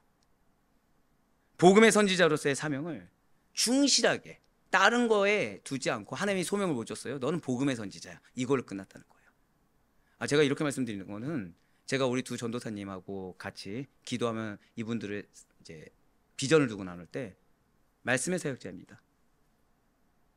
아멘이 안 나온 거 보니까 좀 더 열심히 하셔야겠네요. 네네. 미리 얘기하지만 가족도 아멘이 안 나왔어요. 미리 얘기하지만 가족의 아멘 소리가 크게 나올 줄 알았는데 가족도 아멘이 안 나왔어요. 제가 여러분들에게 항상 드린 말씀 있죠. 여러분들의 신앙을 누가 먼저 인정해야 된다? 가족이 인정해야 돼요. 어떻게 말씀의 사역자 아직도 안 나왔습니다. 네. 네. 괜찮아요. 지금 얼마나 약습니까? 저는 말씀의 사역자입니까? 묻지 않았어요. 지금. 네. 자, 이사야 55장 6절로 7절 말씀 한번 보도록 하실게요. 너희는 여호와를 만날 만한 때에 찾으라. 가까이 계실 때에 그를 부르라. 악인은 그의 길을, 불의한 자는 그의 생각을 버리고 여호와께로 돌아오라. 그리하면 그가 긍휼히 여기시리라. 우리 하나님께로 돌아오라. 그가 너그럽게 용서하시리라. 아멘. 지금 이 이사야 55장 메시지는 이사야 전반을 거쳐서 동일하게 하는 메시지예요. 뭐냐면 딱 다른 것이 아니에요. 너는 하나님을 찾으라. 너는 하나님을 부르라. 너는 하나님께 돌아오라. 그러면 용서하리라. 절대 고백하실게요. 찾으라, 부르라, 돌아오라, 용서하시리라. 이 네 가지의 선포가 동일하게 계속 선포됩니다. 예, 맞아요. 지금 이사야는 어느 장이 되었든지 간에 이스라엘 백성들에게 여호와를 제발 찾으라고, 여호와를 부르라고, 여호와께 돌아오라고, 그러면 하나님이 너희 용서하실 거라고 계속 동일한 메시지를 선포하고 있어요. 이러한 메시지를 여러 왕들이 바뀌는 과정 가운데서도 겪으면서 선포했다는 거죠. 자, 그 가운데 이사야에게 항변하는 남유다 백성이 있겠습니까? 없겠습니까? 있겠죠. 왜요? 그들의 시간의 기준은 지금 왕이 바뀌었어요. 그럼 정세가 바뀌어야 됩니까? 안 바뀌어야 됩니까? 자신의 처지가 바뀌어야 되는 거예요. 자신은 분명히 하나님을 찾았어요. 부르짖었어요. 근데 왕만 바뀌고 그 주변에 강대국만 바뀌었지 내 삶은 바뀌지 않는 겁니다. 그래서 다시 돌아가는 거예요. 근데 이사야가 하나님을 찾을 때 내 상황 해결 찾으라는 것이십니까? 내 마음의 만족을 위해서 부르라고 했습니까? 아니요. 신앙을 가지라고, 신앙 지키라고 부르라고 했는데, 백성들 가운데서는 신앙이 아니라 여전히 환경 가운데만 적용을 하고 있더라는 거죠. 하지만 그럼에도 불구하고 이사야는, 자, 우리 두 명의 전도사님만 절대 그걸 고백하실게요. 포기하지 않았다. 맞아요. 여러분들 목회자 위해서 기도하실 때 이거 기도하셔야 됩니다. 절대 포기하지 않을 수 있도록. 왜죠? 포기하게 되면 타협합니다. 결과를 빨리 내기 위해서 포기하면 타협해서 인간적인 방법을 쓰게 됩니다. 포기하지 않으면 올고질 정도로 말씀, 올고질 정도로 기도, 그 이상이 없게 돼요. 그 가운데 권위? 아니요. 실존을 고백하면서 본이 되는 거죠. 그리고 이 길은 중직자들 역시 마찬가지입니다. 자, 우리 장로님들만 저 따라 죄송하지만 고백하실게요. 내가 한 명인가요 혹시? 자, 우리 한 번 더 다시 크게 고백하실게요. 내가 본이 되겠습니다. 여러분들, 이거 우리 장로님들 이렇게 고백한 게 귀한 거예요. 여러분, 이거 당연하게 생각하시면 안 됩니다. 왜냐하면 여러분들 그거 아셔야 돼요. 장로님들 나이가 있습니다. 신앙의 연수가 있어요. 근데 성도님들 앞에서 내가 본이 되겠다 이렇게 고백하는 것 자체가 엄청난 자기 부인이에요. 제가 여기서 아내분들이라도 아멘이 나올 줄 알았는데 역시 가족이 인정한다는 게 제일 어렵네요. 네, 보통 이렇게 하면은 옆에 있건 뒤에 있건 이렇게 손이라도 하면서 아멘이라도 해주자는데 저보고 웃기만 하지. 네, 이렇게 보는데도 안 하시네요. 네, 자, 그렇습니다. 중직자든 사역자든 본이 돼야 돼요. 다른 것에 대한 본이 아니에요. 변치 않는 신앙. 어떠한 상황에서도 이 신앙과 믿음의 본을 지키는 이거에 대한 본이 돼야 된다는 거죠. 이사야가 그걸 했다는 거예요. 어떠한 왕들이 있든지 간에 하나님을 신뢰하니까 누구에게 잘 보이려고 하지도 않고, 누가 뭐 했다고 해서 마음 어려워하지도 않고, 어떤 정책이 있다고 해서 그 정책에 편승하지도 않고, 하나님이 나에게 주신 소명은 이거니까 그 소명을 그대로 하는 거. 하나님이 여러분들에게 기업으로 주신 약속이 있으니까 여러분들 붙잡은 건 그 약속. 그 가운데 하나님은 여러분들을 통해 여러분들을 귀한 십자가의 통로로 사용하여 주시사 반드시 믿음의 계보를 있겠다고 하셨기 때문에 그렇게 나를 신앙의 대표, 믿음의 대표를 삼았기 때문에 내 배우자가 따라오지 않든 내 자녀가 따라오지 않든 중요하지 않고 난 뭐만 하면 됩니까? 믿음을 지키면 되는 거. 이 이상이 없다라는 거죠. 이사야는 우시아와 요담, 아하스, 히스기야 왕 때 주로 활동했습니다. 그런데 역사 문헌을 보면 14대 왕인 므낫세 시대에도 활동한 것으로 보여지고 있어요. 자, 지금 좋습니다. 이사야가 벌써 4명의 왕인데 지금 거기에서 누가 포함되어 있어요? 므낫세가 포함되어 있습니다. 자, 이 왕들이 모두 다 선한 왕입니까? 이 왕들이 쓴소리해도 너희 회개하라 이 말해도 그래 회개해야지 이런 왕들입니까? 아니라는 거죠. 이들 5명 왕들 중에 우시아와 요담은 비교적 선정을 베푼 왕으로 분류되는 것이 맞습니다. 하지만 허물 또한 발견되어지던 왕이었다는 거예요. 그리고 아하스는 악한 왕으로 분류되는 반면에 히스기야는 그 가운데 가장 선하고 진실한 왕으로 여겨지던 왕이었어요. 하지만 므낫세는 누구나 다 기억하는 것처럼 가장 최악의 왕이었다는 거죠. 가장 우상숭배의 극치를 달리던 왕이 므낫세였습니다. 이들 5명의 지금 간단한 양력을 통해서도 이해할 수 있듯이 당시 남유다의 국군이라는 것은 오르내림, 업앤다운이 심각하게 교차하는 상황에 놓여져 있었다는 거예요.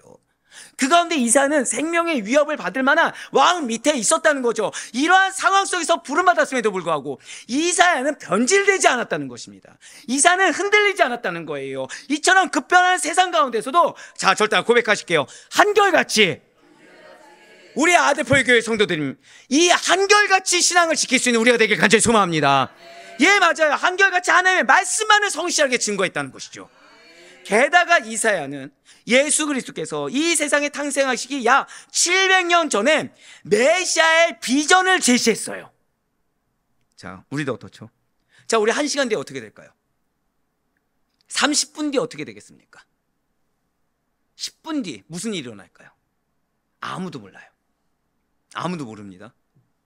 거기에 더해 아무것도 모르는데 일어날 일에 대해서 확신을 가지고 그것을 선포한다. 더더욱 말이 안 된다는 거예요.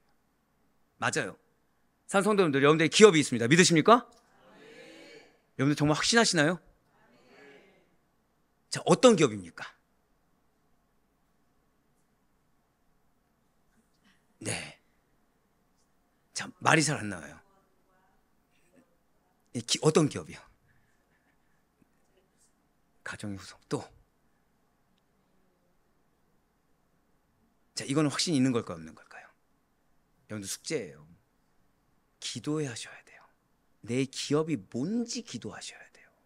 그냥 막연하게 기업이 있나 보다, 자녀인가 보다 이러시면 안 되고 절대 고백하실게요. 신앙의 확신 가운데 거해야 돼요. 하나님 주신 약속이 있다고 한다면 이 약속에 대해서 내가 확실히 붙잡고 있어야 되고, 그 기업이 그냥 남이 이거 붙잡았으니까 나도 붙잡고 내가 급한 상황인 거니까 이거 급한 상황이 해결되는 걸 기업으로 막연하게 삼는 것이 아니라 지금 이사야를 보시길 바랍니다. 믿을 수 있을까요, 없을까요? 인간적으로 믿기가 힘들어요. 인간적으로 믿기 힘듭니다. 왜죠? 하나님 소명 주었는데 지금 상황이 해결된 게 있습니까, 없습니까? 상황이 해결된 게 없는데 700년 후의 일을 지금 얘기하고 계셨어요. 자, 이거 선포할 수 있을까요, 없을까요? 없어요. 왜냐면 내 눈에 보이는 거는 현실적으로 절망이에요.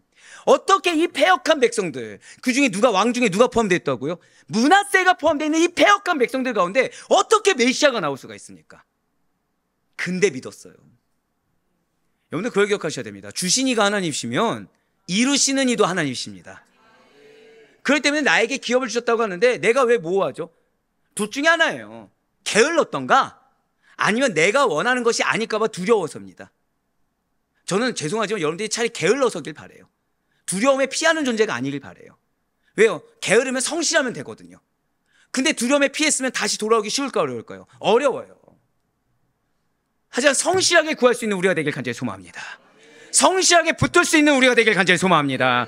예, 맞아요. 이사야는 말이 안 되는 상황, 눈에는 하나의 긍정적인 확률도 1% 아니 0.001%도 보이지 않는 그런 상황 가운데 주신 자신이 받은 그 계시의 말씀을 전파하는 데 있어서 전혀 주저함이 없었습니다. 이사야가 전한 메시아가 무엇입니까? 이스라엘 백성들이 받아들이기 힘든 고난받는 종이었어요. 하지만 이것은 십자가 위에서 궁극적으로 성취되었습니다. 믿으십니까?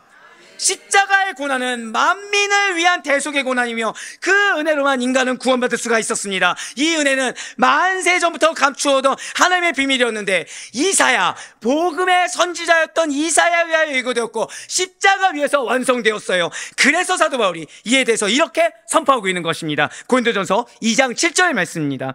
오직 은밀한 가운데 있는 하나님의 지혜를 말하는 것으로서 곧 감추어졌던 것인데 하나님이 우리의 영광을 위하여 만세 전에 미리 정하신 것이라. 아멘.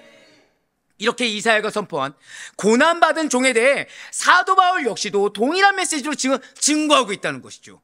그래서 사도 바울이 고난의 종이 성취한 십자가만이 이 세상에서 자랑할 만한 것이라고 했던 것이고 참으로 알아야 할 만한 가장 고상한 지식이라고 이야기한 것이 다른 것이 아니라 고난의 종이 성취한 십자가라는 거예요.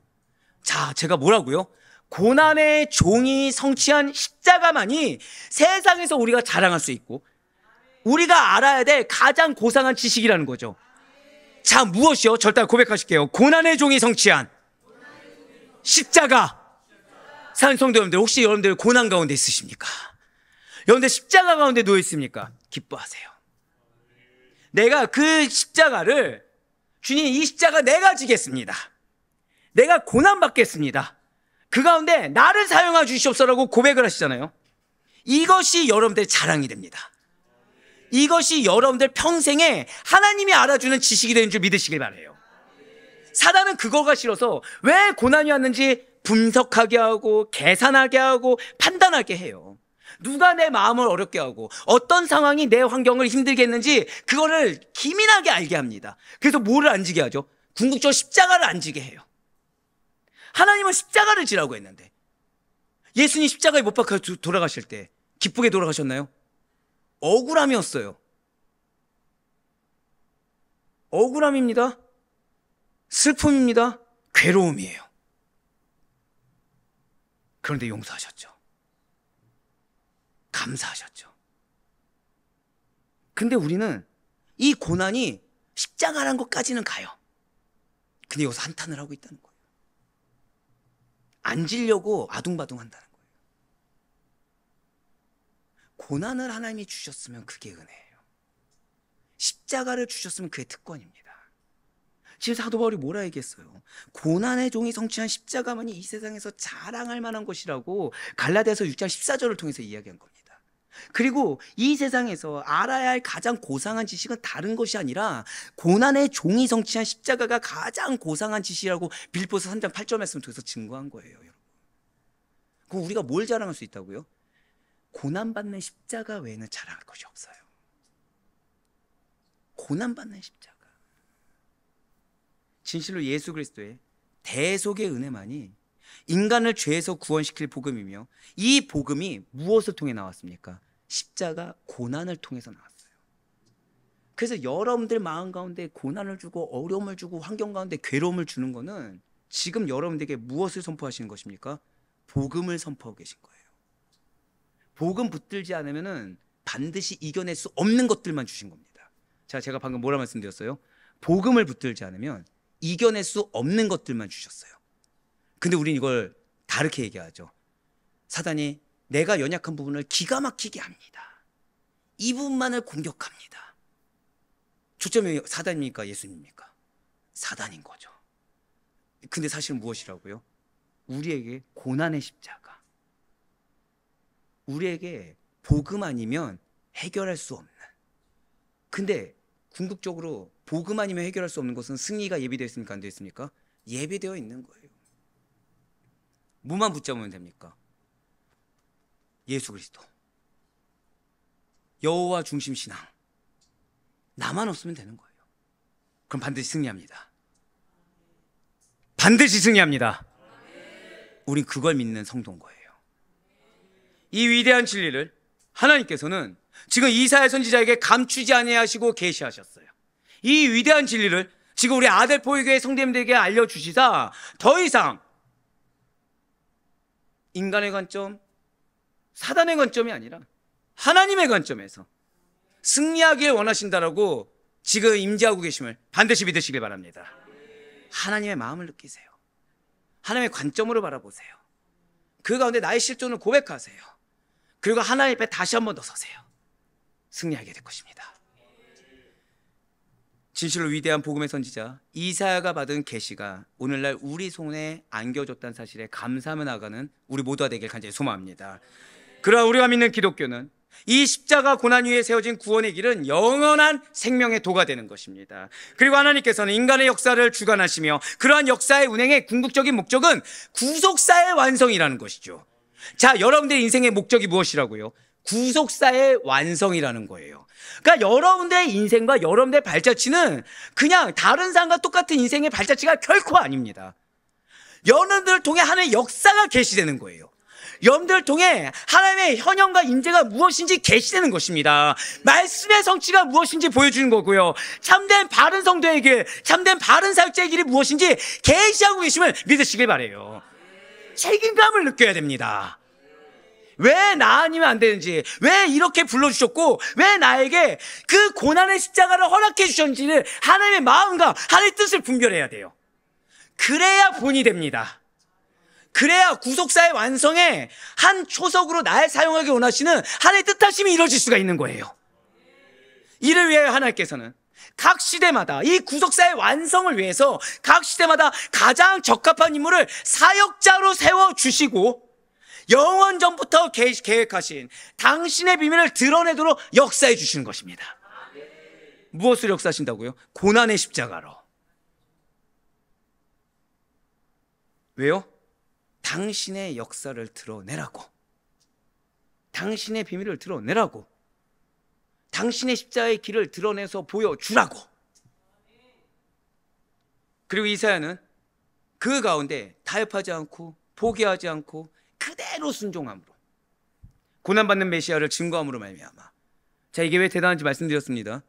유대인들은 메시아가 세 가지 중에 몇 가지만 붙잡았다고요? 두 가지. 신적 능력 있는 거, 왕 중에 왕만 붙잡았습니다. 이런 자들한테 지금 뭘 선포했다고요? 고난받는 메시아. 사람이 받아들이기 힘든 메시지만 선포한 거예요 지금. 그런데 그것만을 증거함으로써 그 당시에는 고난받을 수 있었겠지만 구약의 복음적인 선지자가 되었고 이 고난을 통한 인간 구원의 길을 열어놓았던 거예요. 스스로는 몰랐지만, 스스로는 알 수 없었지만 놀랍게 하나님의 은혜의 길을 열어놓았다는 것이죠. 저 따라 고백하실게요. 나로 인해 시작됩니다. 그걸 기억하셔야 돼요. 여러분들 기억하셔야 됩니다. 여러분들의 믿음의 순종이 여러분들의 가족과 여러분들의 상황 가운데 은혜의 길에 여러분들의 시작점이 된다는 사실을 그냥 확신하세요. 여러분들로 인해 이전에 왜곡됐던 신앙이 아니라 지금 참된 복음을 통한 고난의 십자가를 통한 그 은혜의 길의 시작점이 여러분들이라는 사실을 잊어서는 안 됩니다. 그래서 우리는 죄송하지만 철저할 정도로 말씀과 복음에 위해 있어야 돼요. 왜죠? 나 하나 못타서 나 하나 벌 받으면 끝나는 문제가 아닙니다. 막냐 길이 하나예요. 근데 여기서 내가 막아버려요. 그럼 통로가 통과할 수 있습니까? 없습니까? 이렇게 될 수 있다는 거예요. 근데 내가 이걸 열어요. 근데 통로가 알고 봤더니 이 뒤가 어떻게 돼 있죠? 이렇게 돼 있는 거예요. 나는 지금 이걸 모르는 거죠. 나는 뭐만 보여요? 내가 걸어온 요구만 보이는 거예요. 이 뒤에는 뭐가 있다고요? 나로 인해 이렇게. 이사야는 그거를 몰랐는데도 순종해서 열어놨다는 것입니다. 따라서 우리는 그리스도의 고난이 우리를 구원시켰으므로 말미암아 우리 모두는 예수 그리스도의 고난에, 그 십자가 고난에 반드시 동참해야 할 의무가 이미 주어졌다는 사실을 잊지 마시길 바라겠습니다. 그래서 사도 바울이 이렇게 선포하고 있다는 거예요. 로마서 8장 17절의 말씀입니다. 자녀이면 또한 상속자, 곧 하나님의 상속자요 그리스도와 함께한 상속자니 우리가 그와 함께 영광을 받기 위하여 고난도 함께 받아야 할 것이니라. 아멘. 자, 그렇다면 이 고난받는 종 예수 그리스도의 복음을 선포한 이사야가 주로 사회를 향해 외친 것은 무엇입니까? 이사야가 선포한 메시지의 주제는 절대 고백하실게요. 사회 정의. 예, 사회 정의의 요구를 선포했다는 거예요. 그렇습니다. 진실로 이사야는 하나님을 거역하고 폐역으로 행한 남유다의 탐욕, 위선, 불의를 질책하였습니다. 어떤 것입니까? 형식적인 종교 행사, 물질, 돈, 뇌물에만 눈이 어두워져서 연약한 자들을 돌보리커녕 과부와 고아들의 송사를 외면하고 그들의 권리를 옹호하지 않는 재판관들의 불의가 있었어요. 자기 자신을 거룩한 산 제물로 드려서 맡겨진 양들을 잘 돌보고 먹여야 되는데 정작 나를 위해서 내 거를 챙기느라고 내 거 다 챙기고 그러면서 공동체를 위해서 헌신할 것은 없어서 오히려 가난한 자들의 것을 취해서 그 공동체를 섬기게 하는 부정을 행하던 끝을 모르는 지도자들의 탐욕과 악대도 존재했다는 거죠.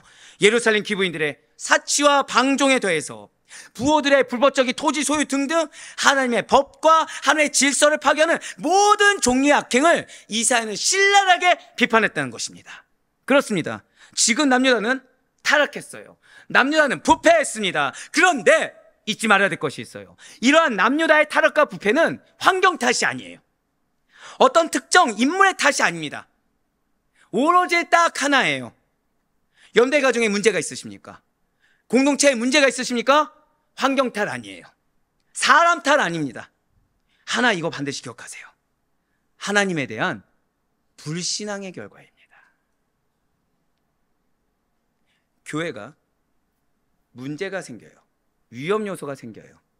그럼 교회는 입술을 닫아야 됩니다. 그 입술만 여는 거예요. 지금 어떤 입술이요? 아멘. 기도의 입술만 여는 거예요, 여러분. 기도도 저 사람 때문에, 누구 때문에 이거 아닙니다. 교회는 영적 공동체입니다. 믿으십니까? 근데 이 교회에서 이 문제 때문에 이렇고 저렇고 기도의 입술을 여는 거예요. 기도의 입술. 왜요? 문제는 왜 생긴다고요? 불신앙의 결과. 절대 고백하실게요. 공동체의 문제는 불신앙의 결과입니다. 그거 기억하셔야 돼요. 그냥 이거는 오늘 여러분 죄송하지만 평생도록 기억하세요. 가정에 문제가 생겼을 때 내 자녀가 뭐 신앙이 없어. 아, 주님, 내가 불신앙합니다. 왜요? 약속은 주셨잖아요. 근데 지금 자녀의 문제가 내가 도드라지게 보여졌어요. 그 누구의 문제죠? 약속을 하나님이 누구에게 주셨습니까? 나에게 주셨죠. 근데 나는 지금 뭐가 보이는 거예요? 문제가 보여요. 근데 그 문제의 주관자가 안 보이는 거죠. 왜요? 마음에 뭐가 듭니까? 조급함이 드는 거예요. 어려움이 드는 거예요. 이걸 내가 지금 해결을 해야겠는 거예요. 누가 지금 불신앙입니까? 내가 불신앙인 거죠. 공동체의 문제는 무엇이다? 불신앙의 결과다. 문제가 보이면 무엇을 해야 된다고요? 기도하면 돼요. 내가 기도하는 거예요. 어떤 기도입니까? 내가 회개하고 오늘 이사야처럼. 이사야 잘못이 없었습니다. 이사야는 사역만 열심히 했어요. 근데 이사야 뭐 했다고요? 내가 이 공동체에 화를 부르는 자였다는 거예요. 내가 이 공동체를 망하게 하는 자였다는 거예요. 물질적 번영 뒤에 오는 신앙의 해이함과 영적인 무감각 상태, 바로 이것이 남유다가 직면한 불의한 사회상이었다는 거죠. 이러한 남유다가 맞이하게 될 것이 무엇이겠습니까? 하나님의 심판이에요. 그렇기 때문에 이사야는 하나님의 심판을 선언할 수밖에 없었습니다. 하나님의 징계를 선언할 수밖에 없었어요. 이사야가 선포한 임박한 하나님의 심판은 그저 종국만을 뜻하는 것이 결코 아니었습니다. 그 심판의 중심에는, 잘 들으셔야 돼요, 하나님의 백성의 미래를 절대 고백하실까요? 새롭게 출발해 나갈 남은 자 사상. 할렐루야. 여러분들이 남은 자라고 제가 고백하게 한 이유는 바로 이 놀라운 축복이 있는 것입니다. 이전에 여러분들이 있던 공동체와는 전혀 다른 새로운 출발을 누구로 인해 하게 된다? 여러분들, 남은 자 된 여러분들을 말미암아 이제 전혀 다른 공동체가 열리게 될 것이다. 할렐루야. 그거 선포하게 한 거예요. 내 의세우라고. 나만 믿는 자니까, 우리 가정 가운데 나만 믿는 자니까 내 의세우라고 남은 자라고 한 것이 결코 아닙니다. 내 의세우라고 내가 영적 리더다 선포하게 한 것이 아니에요. 영적 책무를 느끼라는 겁니다. 어떠한 경우서도 흔들림 없는 믿음으로 반드시 새롭게 이 가정을 새롭게 출발해 나갈 초석이 될 나, 기둥이 될 나, 그 통로가 될 나라는 자각을 가져야 된다라는 믿음의 선포를 하라는 거죠. 그래서 깨어 있어야 된다는 것입니다. 깨어 있는 자, 하나님 인재를 느낀 자는 무엇을 고백한다고요? 나의 실존을 고백한다는 거예요. 그 심판의 중심에는 맞습니다, 남은 자 사상이 배어 있었어요. 이 남은 자 사상은 예수 그리스도를 통한 구원의 미래적 예시이기도 합니다. 이러한 이사야는 앞서 말씀드렸듯이 남유다 제10대 왕 우시아에서 제14대 왕 므낫세에 이르기까지 대략 BC 740년에서 680년 동안 60년 동안 활동하였어요. 그리고 이사야의 활동 시기는 크게 세 부분으로 나뉘어집니다. 첫 번째는 아람과 에브라임 전쟁 이전 시기입니다. 이사야는 우시아 왕이 죽던 해인 BC 740년경에 하나님의 부르심을 받았어요. 우상 숭배와 도덕적 음란 행위가 만연한 유다의 패역함을 한탄하였고 여호와의 날을 예언한 것이 첫 번째 시기입니다. 두 번째는 아하스 왕의 통치 시기예요.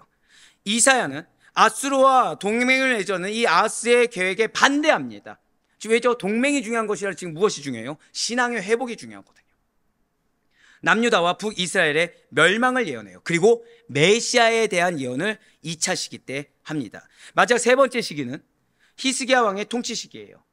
이사야는 히스기야의 죽을 운명을 통보하였고 도윗의 구원의 소식을 전해주었으며 이방 국가들의 멸망을 예언하였습니다. 이 밖에 이사야의 주요한 활동 중에 여러분들이 아셔야 될 것은 그가 3년 동안 벗은 몸과 발로 행한 일이에요. 바로 이사야 20장 2절과 3절의 말씀입니다. 그때 여호와께서 아모스의 아들 이사야에게 말씀하여 이르시되 갈지어다 내 허리에서 배를 끄르고 내 발에서 신을 벗을지니라 하시매 그가 그대로 하여 벗은 몸과 벗은 발로 다니니라. 여호와께서 이르시되 나의 종 이사야가 3년 동안 벗은 몸과 벗은 발로 다니며 애국과 구스에 대하여 징조와 예표가 되었느니라. 아멘. 그렇습니다. 이렇게 3년 동안 이전에는 회개하는 마음으로 무엇을 했습니까? 배를 동이고 있었죠. 배옷을 입고서 회개에 계속 선포를 하고 있었어요. 근데 이렇게 3년 동안 말씀을 듣자마자 벗은 몸과 발로 행한 일이 있었다는 거죠. 그것이 무엇입니까? 히스기야의 애굽 동조에 대한 반대의 시행이었고 애굽과 구스의 운명에 대한 예표와 징조였습니다. 바벨론의 포로 생활과 구원, 그리고 믿는 자들에게 임하게 될 그 구원의 미래의 축복을 예언했다는 거예요. 심지어 자신의 자녀들의 이름을 통해서도 예언하였습니다. 큰아들은 스알 야숲이라고 하는데 그 이름의 뜻은 남은 자가 돌아온다. 자, 큰아들의 이름의 뜻을 무엇을 지었다고요? 남은 자들이 돌아온다는 예언의 이름의 뜻을 담겼어요. 포로로 잡혀간 이스라엘이 다시 돌아온다는 것을 예언했다는 것이죠. 둘째 아들은 마엘살라 하스바스라고 합니다. 마엘살라 하스바스라고 해서 신속한 노략이란 뜻이에요. 이스라엘을 공격한 아람과 북왕국 이스라엘 연합군이 신속하게 노략당하게 될 것이다. 그들이 멸망당할 것이다 라는 메시지를 담은 이름이라는 거죠. 자, 좋습니다. 지금 이사야는 소명을 받았어요. 말씀을 증거하였습니다. 하나님이 임재하셨어요. 무엇을 느끼겠다고요? 무엇을 알겠다? 나의 실존을 알게 하고 고백하게 하셨습니다. 고백한 다음에 이사야는 흔들리지 않았어요. 이사야가 한 것은 여호와 중심 사상.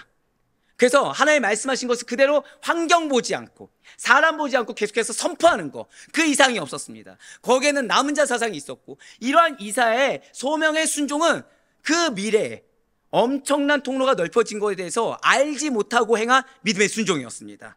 이사야가 이렇게 활발하게 맡은 사명을 잘 감당할 수 있었던 것은 다른 것이 아니었어요.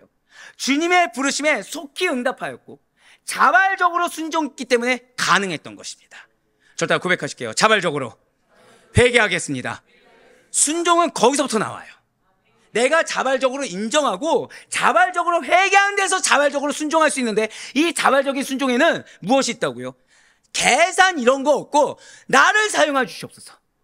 이 자리가 나의 은혜의 자리인 줄 믿습니다라는 감사의 고백이 들어갈 수밖에 없다는 거죠.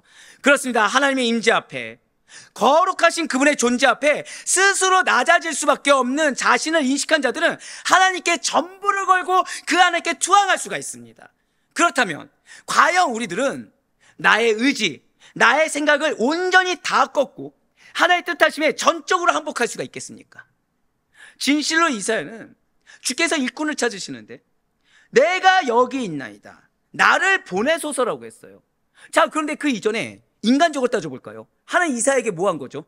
이사야의 길을 꺾어버린 겁니다. 이사야의 고백을 듣게 하셨잖아요. 이사야의 길을 꺾어버린 거죠. 사역 잘하고 있는 사람에게 뭐라고 했습니까? 너 입술이 화를 불러? 너가 망하게 하는 자야. 그래 놓고서 지금 뭐라고 하세요? 소명 어떻게 너 할 수 있겠니? 라고 하신 거예요. 길을 꺾어놓고. 근데 이사야가 어떻게 했어요? 이사야는 하나님이 나를 질책하셨든 칭찬하셨든 이게 중요한 것이 아니라, 우리 한 번 더 고백하실까요? 하나님께서 말씀하셨다, 이거에 기뻐했어요. 그러니 이게 기회인 걸 알았어요. 환경이 어떠냐 이게 중요한 것이 아니라 하나님의 말씀이, 저다 고백하실까요? 하나님의 말씀이 기회입니다. 그걸 알았다는 거예요. 말씀이 지금 나에게 들렸습니다. 그것이 나에게 기회예요. 말씀이 지금 내 마음 가운데 반응을 보이게 했습니다. 그것이 기회예요. 그리고 이사야는 그 기회를 놓치지 않았어요. 그 이사야는 주께서 일꾼을 찾으실 때 이것이 기회인 줄 알고 내가 여기 있나이다, 나를 보내소서라고 했어요. 이것이 바로 일꾼을 찾으시는 주님의 부르심에 성도가 어떻게 응해야 되는지를 모범을 보여주고 있다는 거죠. 오늘 보면 이사야 6장 8절의 말씀은 이 모든 것을 인식하시면서 우리 다 같이 읽겠습니다. 시작.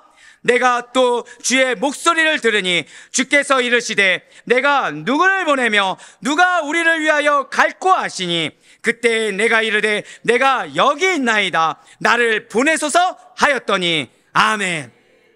사랑하는 성도 여러분들, 제가 예수님 외에는 본받을 자가 없다고 얘기합니다. 항상 선지자, 믿음의 선진이라고 하더라도 사람이기 때문에 우리는 예수님만 본받아야 된다고 하는데, 저는 오늘 감히 권면드리는 것은 이 복음의 선지자로 쓰임받는 이사야를 우리가 좀 본받을 수 있길 바라요. 어느 시대에나 하나님의 구속사라는 것은 진행되고 있습니다. 그 가운데 인간은요, 누구나 자기의 의사와 상관없이 그 시대, 그 구속사의 하나의 뜻하심이 있는 시대에 태어난다는 거죠. 태어나는데 이 태어날 때 나의 쓰임은 하나님만이 아신다는 거예요. 예를 들어서 제가 20년 전만 해도 저의 평생의 직업을 뭐라고 생각했을까요? 광고였을 거예요. 방송 일이었을 거예요. 그 당시 때는 제 소명을 알 수 있습니까? 없습니까? 없습니다. 부르심을 받았어요. 제가 아델포이라는 곳에서 여러분과 이렇게 복음만을 전하는 사역을 할 거라고 생각이나 했겠습니까? 할 수 없다는 거예요. 할 수 없다는 거예요. 하지만 나의 의사와 상관없이 저는 아델포이라는 공동체에, 하나님의 뜻하심이 있는 공동체에 부르심을 받았다는 거예요. 언제부터? 태어날 때부터. 그렇기 때문에 하나님의 부르심을 받은 자, 하나님의 사명을 받은 자들은 그 시대마다, 저 다 고백하실게요, 나에게 소명이 있습니다. 예, 맞습니다. 그 소명을 받고 주어진 사명에 충성해야 할 것을 요청받고 있다는 거예요. 이것이 내가 무슨 일을 했다가 어떻게 부름받았든, 내가 어떤 상태였다가 어떻게 부름받았든 이건 중요하지 않아요. 중요한 것은 부르셨다입니다. 이 시간 우리에게 도전을 준 이사야, 그의 예언은 히브리 예언 문학의 최고봉으로 여겨지고 있습니다. 무엇보다 메시아가 다윗의 집에서 날 것을 예언한 인물로서 복음을 생생하게 전한 선지자가 이사야였어요. 이러한 이사야는 하나님의 부르심을 받아 충실하게 사명을 완수한 예언자였습니다. 그의 삶과 예언을 통해서 우리는 다른 것이 아니라 하나님의 부르심에 더욱 민감해야 돼요. 자, 무엇에 민감하라? 부르심에. 사람의 소리에 민감한 게 아니에요. 환경의 정세에 민감한 것이 아닙니다. 나의 체감에 민감한 것이 아니에요. 부르심에 민감해야 돼요. 하나님의 말씀을 전하는, 한 번 더 우리 고백하실게요. 나는 도구입니다. 그 도구로서의 삶을 결단해야 된다는 거죠. 주여 내가 여기 있나이다, 나를 보내주시옵소서. 이 이사야의 고백이 우리의 모두의 고백이 될 수 있길 간절히 소망합니다. 이제 우리는 기도하며 나아가요. 그럼 우리의 기도의 자리는 바로 하나님의 임재를 경험하는 자리입니다. 하나님은 반드시 여러분들 마음 가운데 찾아오실 거예요. 성령의 충만함을 주실 거고요. 하나님의 마음을 느끼게 할 겁니다. 근데 그 마음 앞에 여러분들의 억울함을 호소해서는 안 돼요. 여러분들의 조급함을 호소해서는 안 돼요. 여러분들의 어려움을 호소해서는 안 돼요. 그 이전에 할 것이 있습니다. 우리 한 번 더 고백하실게요. 주여, 내가 망하게 하는 자입니다. 내 입술이 화를 부릅니다. 나를 용서하소서. 바로 그거예요. 하나님의 임재를 느끼고 하나님의 마음을 느끼는 가운데 우리는 반드시 회개함으로 정결함으로 나아가야 됩니다.